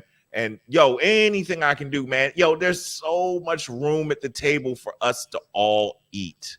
Yes. Let's do it. Right. Hopamine, man. Y'all hit me with the hopamine right now. You got the hopamine. All right, so ladies, is anyone watching, guys, please share the content. If there are some women that would like to pop on and ask a Guapo a question, I know he has to go in a minute. Feel free, because this has been a great stream, a long stream, but it's been a very good stream. But Guapo, while they're waiting to come up, what did you get from the show as it relates to the male ego and the disenfranchisement of the brotherhood? What did you get from the show? Sometimes you just need to talk it out with somebody that can, it's like playing tennis, man. Somebody that can volley the ball back. And some people out here don't even have a racket. And Kosher, you actually are a very capable tennis player. Right. So it helps my gears to turn. You know what I mean? When we have these conversations, man, I always enjoy talking to you, man. No doubt. Same, brother. Yeah. So even if it's not off camera, we should never talk off camera, because when we have conversations off camera, those are shows. When we had that hour and a half conversation, I was like, man, this is a show. We could be getting paid for this. But yeah. But what have I learned? What have I gleaned from this? I would say overall, we know where we got to go. And I think that we know the things that we need to do. And some of those things are going to be uncomfortable. I have not made a decision yet on whether or not we should be addressing white knights. I really feel like we should be exiling and alienating them because they're just too dangerous. Right. No, I agree with you, man. Very I don't even dangerous. talk to them cats, man. If you're going to white knight, you come across my content and maybe by the grace of God, you start to see things from a different perspective. But I don't want to address y'all. But I'm down for helping as many of our ladies as we can. You know, Right. Yeah. And you know, it's the white knights, the sycophants, and the simps that add to the negative ego that some of our women have. You know, it baffles me how a person on one end can talk about, you know, the empowerment of black men, or, you know, we need to get our communities together and all this, but then the thing that you talk about is antithetical to the community, because the power base starts with the family and it goes abroad. And I never understood it. It doesn't make any sense to me. It's almost like, you know, it's very schizoid in nature, in my opinion. But you know, I agree with you. Very dangerous. You know, you just don't deal with them. You let them fester in their own ignorance. Because people like that, man, either you're gonna take them out or they're gonna take you out. It's scary, bro. I'm afraid of them. I'm not afraid of them. I'm afraid. I got a Beretta 92 with some hollow points. So I ain't afraid. I don't know, man. The depths of what they're willing to do, man, it frightens me. It just really does. Right, so right. But I'm sorry, go ahead, brother. Mm-hmm. Nah, so but overall, man, I think that we are in, just thank God for this space, man. Mm-hmm. I'm so glad that because think about if we didn't have these platforms, we didn't have these opportunities to communicate, I wouldn't know any of you brothers. I might have met Kosher because we happen to be in country at the same time. We might have met, but other than that, man, we wouldn't have met because I would have known you. I knew you do YouTube. But I probably would have introduced myself to you because we were out of the country and I see a brother, I got to talk to him. Like, hey, cool. Where you from, man? I probably would have done that. Especially you're so tall too. I'd be like, damn, man, where'd you play ball? You and Money Like Business must have played together or something, man. Right. You know what I'm Drake, saying? what is your channel's name, brother? Put your channel name. I need the whole URL and I'll put it up for you real quick. And to the ladies that are listening, if you would like to come on and ask Guapo a question, feel free before he ends off, because it's been a 3-hour stream. I can go for 5, but I know he got something to do, and I need to let these hips rest. I can't sit like that, man. Look, ladies, if you come up, talk to me sexy. I'm just joking. Labea, don't get mad. Just talk to me sexy. Be nice. Yeah. I'm tired. Kosher Clinician. It's AWESUMDRE. Yeah, you got to get the URL. Let me see if I can find it for you. I apologize. I'm not really technically savvy. I get it. I get it for you. I get it. Guap. I get it. Awesome, Dre. You got it. Okay.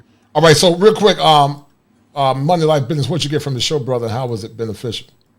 Oh well, I got initially camaraderie. There was a lot of talking points that you talked on earlier, like the connection that I was thinking about was what you completed was the ego and the buck breaking connection, where you could see where the ego part of it, I'm not going to say from the powers that be, because I'm not going to go there, but it was a channel that they brought into our lives, that it was part of putting us in our proper place.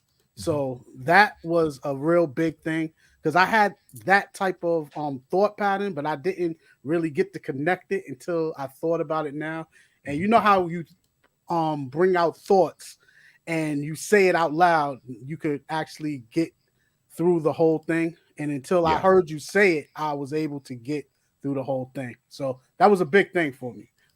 So having allies, man, that information share, man. Bouncing ideas, that volley. I'm telling you, success leaves clues. No doubt. Awesome, Drake. What'd you get from the show, real quick, brother? As we're about to end this stream, I would like for one of the ladies to pop up. Guap got to go in a minute. But what'd you get from the show, and how was it advantageous to understanding the importance of male formation and men working together in unity, and learning how to say I'm sorry and put our pride and ego away for the sake of the brotherhood? What's your take on it? Yes, sir. Clinical Clinician. I came a little late, so I didn't hear a lot in the beginning. So y'all got to excuse me. I didn't get the notification, but just make sure you hit the notification. Make sure you hit it. All to the 80 that are listening, please hit all notifications. you guys not going to see the show if you don't hit all notifications, but also hit the subscribe button. And if you don't have anything to share, if you haven't shared, just share the content. That's money for me. Sharing the content helps this platform grow.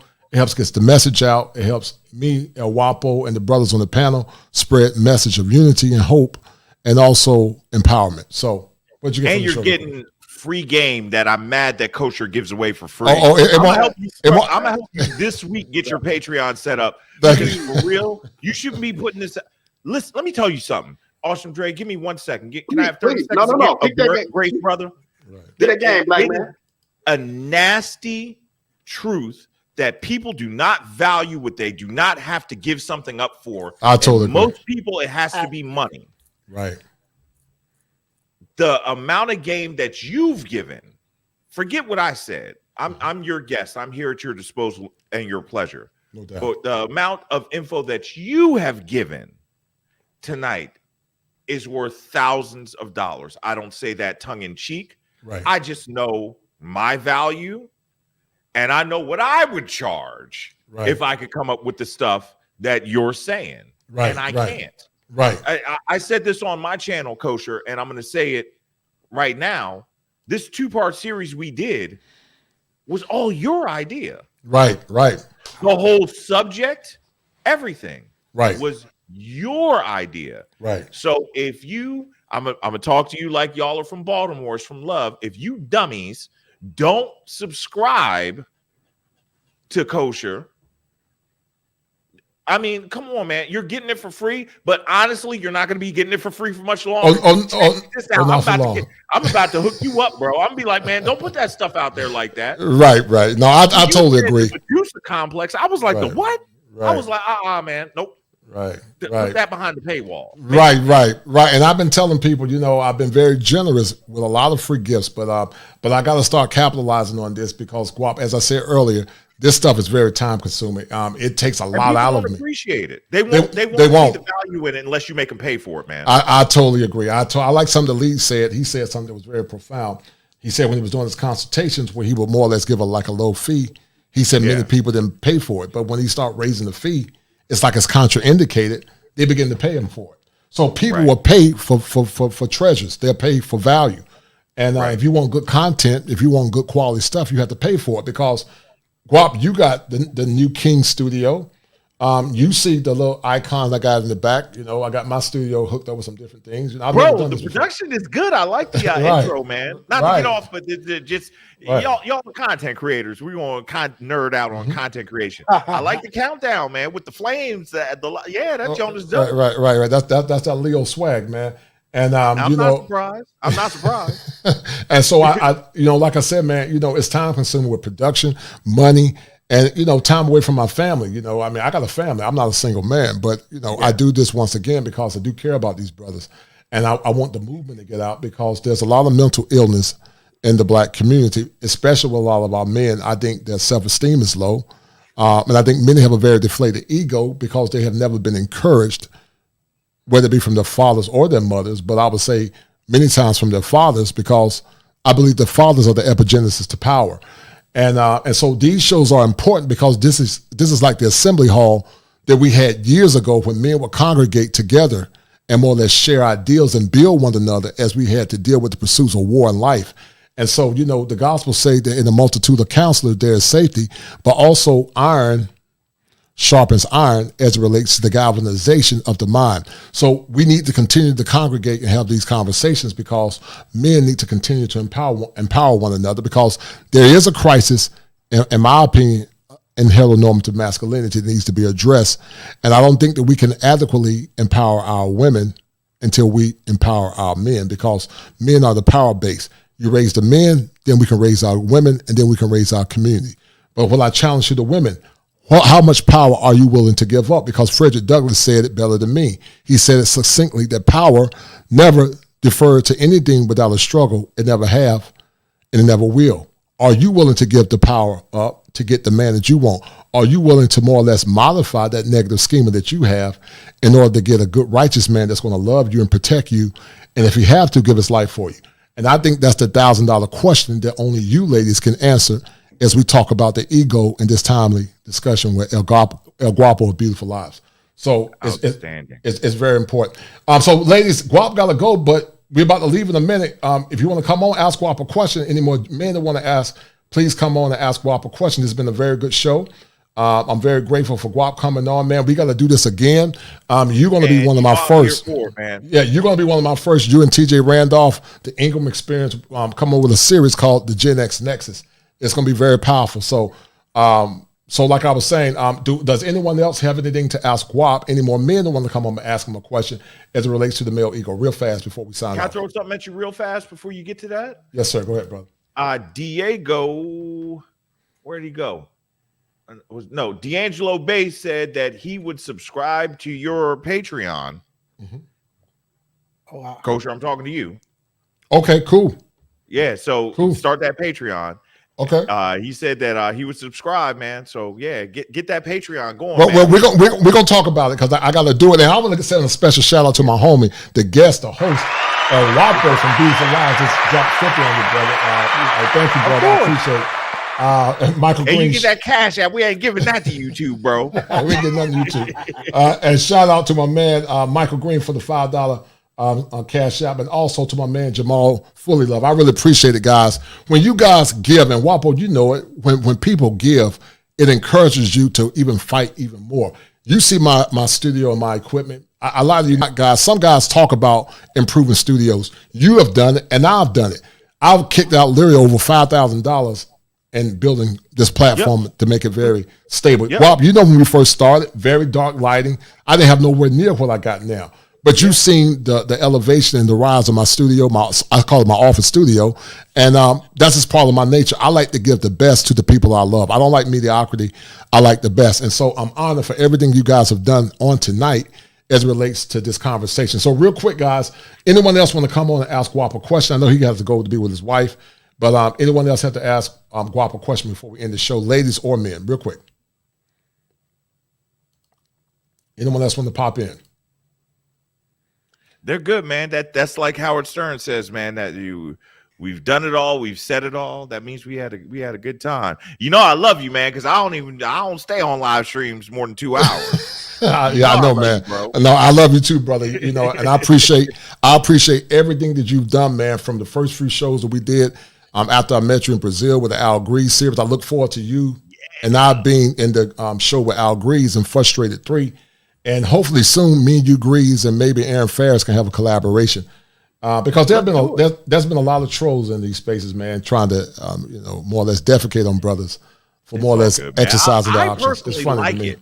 Right. I like it. I kind of like the trolls, man, especially the one that we dealt with. I kind of liked it, man, just because I'm petty. But y'all are better than me. I'm so petty, man. Wait till I get 100,000 subs. I'm gonna have a big nanny boo boo episode because some people told me that my content was not valuable when I first started. Or your content. People I know. I was like, oh, word. Watch this. Hold my beer. well, listen, guys. We're about to sign off. Let me shout out James Turner real quick. Shout out to my man James Turner, Coach again, dropping James love, Turner. And brother, no singing. He said no singing. You funny, man. Hold tight. Guap, somebody popped on MC Recovery. Oh, we're good. Let's do it. Real quick, brother. How you doing, sir? And how would you like to add to the conversation? Diesel, how you doing, brother? Hello, everybody. Make sure you mute yourself. Make sure there's a lot of noise in the background. Turn YouTube off. Turn YouTube off. Oh, I'm just over here chilling and stuff. Okay, good. It's like, this is the bomb show. I was like to add to the conversation. Kicking back, huh? I'm just kicking back, listening, and taking notes and absorbing up everything, and it's real beautiful to really see that, a lot of y'all have experienced a lot of things that I've been experiencing with different walks that I had in my life with dealing with male issues. But I came on right after Kosher mentioned something, because I happen to have on this man of peace and power. Mm-hmm. And this is something that that you know of us brothers that's in recovery from here to New York and stuff. We started this because the women had conferences in recovery of all of the fellowships for like about 29, 25, and now they're up to 31. So we started ours, and we had like nine of them. So on our 10th one, we had a convention. So and it says "Still sharpen steel." No doubt. I like Yeah, that. Real quick. Guap got to go, but what did you get from the show in less than 2 minutes? In less than 2, because he has to go. Well, what I basically learned and got from this show, it pretty much gave me something like that third eye, because I liked when Guapo was talking about, do you know the white knights, and then sometimes I could see the white knights, or sometimes I see them at the last minute, and it's like sometimes I get burned. But I learned certain philosophies from my father. It's like, if you want to buy yourself off like that for like $40, $60, shoot, I just leave you at bay. So it's like, is it really necessary? And it's like what Wisdom Dre was speaking on some things too that touched me. Right when he came up, I was feeling his energy. Yeah, man. And then the chat was too. So it was like, because we have those. See, it's like I'm in Los Angeles, South Central. Okay. And I'm 57. So, but before I was 57 years old, people wasn't calling me like OG and this, that, and the other. And then, but it's a lot of mad dogging and looking and stuff. It's sort of like, so I try to have that vibe and that energy. So what I got from the show is I was basically looking at the energy in the room, the energy and the energy and the respect. Right. See, and then that's one reason why I share kosher stuff. I share Appreciate it. a couple of times. I share Guapo stuff. That's basically. But I have this bond because I work in mental health. I learned a lot of things from those. It's like I consider myself and a lot of people on the job. They gave me that leadership award. Now I got a lot of eyes on me. Yeah. So MC, can I ask you a question? Yes. So I love your channel name. Do you actually put out content on your channel? Yeah. You Yes, do? I started.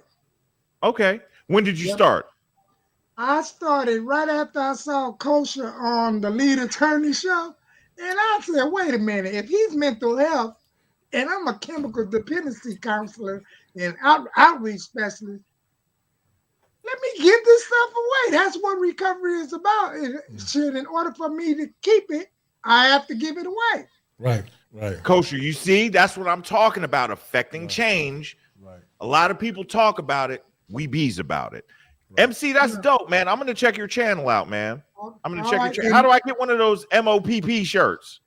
Well, I got to see if we still have some, see? I like that. Still.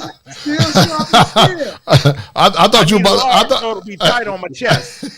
Yeah. I thought MC Recover was about the damn twerk for a minute. Nah, MC, man.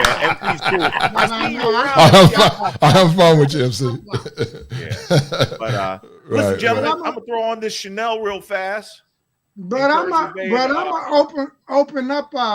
I'm gonna open up another channel, and it's gonna be pure reaction stuff. So So I've been praying on it, because I know some people is gonna like the reaction, some of them not, and today cologne is that G. I have that. That's absolute. That's a good cologne. Yeah. I had that one. What's the name of it? With the wood top. I got that upstairs right now. Yeah. What's the name of it, Guap?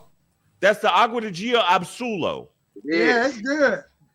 Right, send it to me in the chat. I might have to buy me something, man. I'm gonna send you. I'll send you a whole list, bro. I'm gonna email you. This man here have women giving you Christmas presents. Yeah, there you go. Listen, people hate on Kevin Samuels. I tell people I was a Kevin Samuels subscriber when he had less than 50,000 subs, and that's why my cologne game is tight. I just ordered. Let me tell you. I'm not even going to say what it is. He just premiered or talked about a cologne. I looked it up to Jonas, $900 a bottle. I ordered a sample. LeBea doesn't even know. Don't tell LeBea. Shh, don't say anything. But I ordered a sample.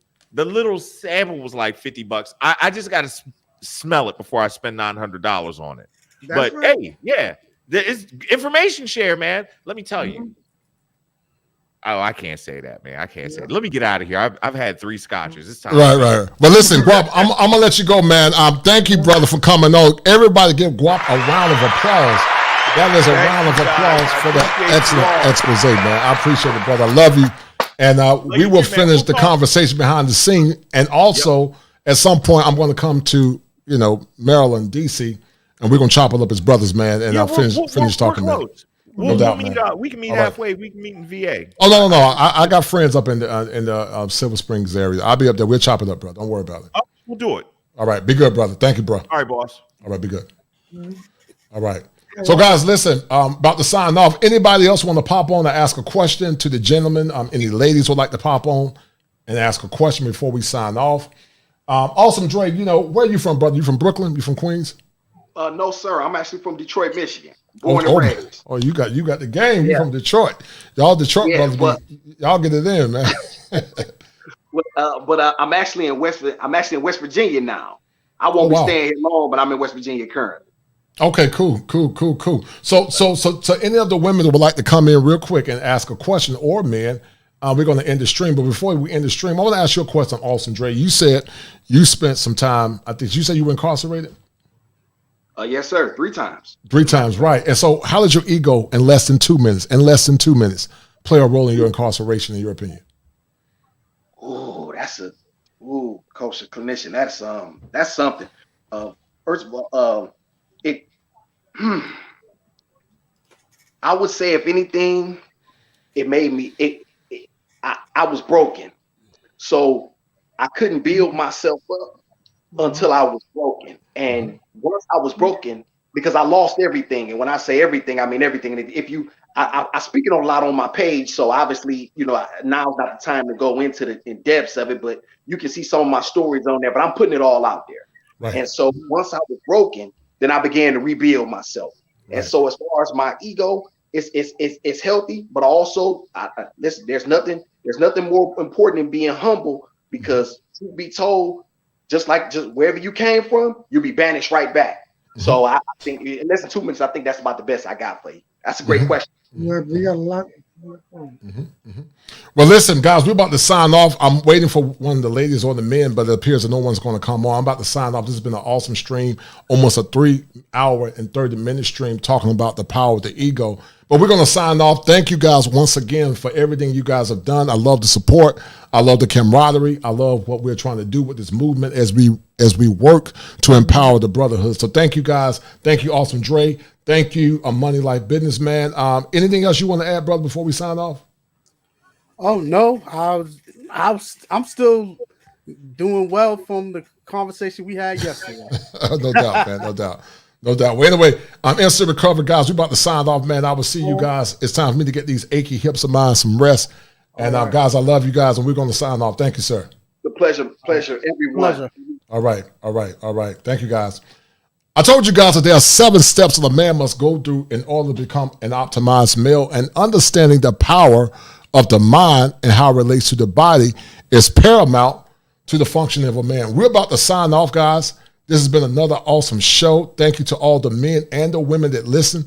Thank you to everyone that donated to the channel. I appreciate what you guys are doing as we're trying to more or less expedite this movement for male empowerment. I appreciate everything you guys are doing as we're moving forward. And also, guys, share the content. Ladies, continue to listen, continue to grow, continue to expand your mind, because there are brothers that are waiting for you to not only assuage their ego, they are willing to assuage yours as well. Be well.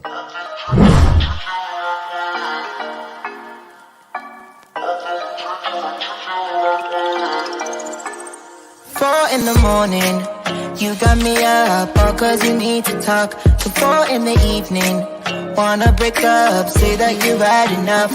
I'm tired of talking, again and again, argue about everything. You are my darling, this kiss and make up, I know you wanna touch. You call me every night, call me every day, I just wanna get you alone now. Trust me when I say, who told you that you can rise from the morass of your current situation? Who told you that you had to be a slave to the pain of your past? Who told you that you had to settle for mediocrity in this current culture called America? Who told you that you couldn't change your mind? Talk to me. Now's the time for empowerment. And I'm not the Reverend Knight. I'm the Kosher Clinician.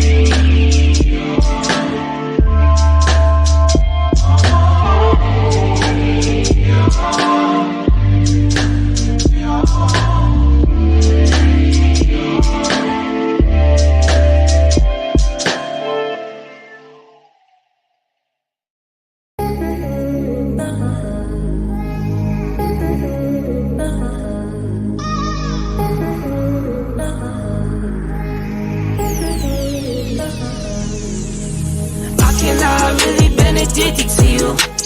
All of my attention I've been giving to you. Caught up in my feelings, I got feelings for you. Caught up in my feelings, I got feelings for you. On my mind, I can't lie. On my mind, I can't lie. Pull you down till you dry. Pull you down till you dry. All the time, ease my mind. All the time, ease my mind. I know that you're dangerous, I'm addicted to you. I might rent the Lambo and go drive it like it's stolen. I've been living wild, I'm just going through the motions. Stumbling out the Uber, grab my hand, gave me the notion. Swimming in your water, but it feels just like the ocean. I can't lie, I've really been addicted to you. All of my attention I've been giving to you. Caught up in my feelings, I got feelings for you. Caught up in my feelings, I got feelings for you. On my mind, I can't lie. On my mind, I can't lie. Pull you down till you dry. Pull you down till you dry. All the time, ease my mind.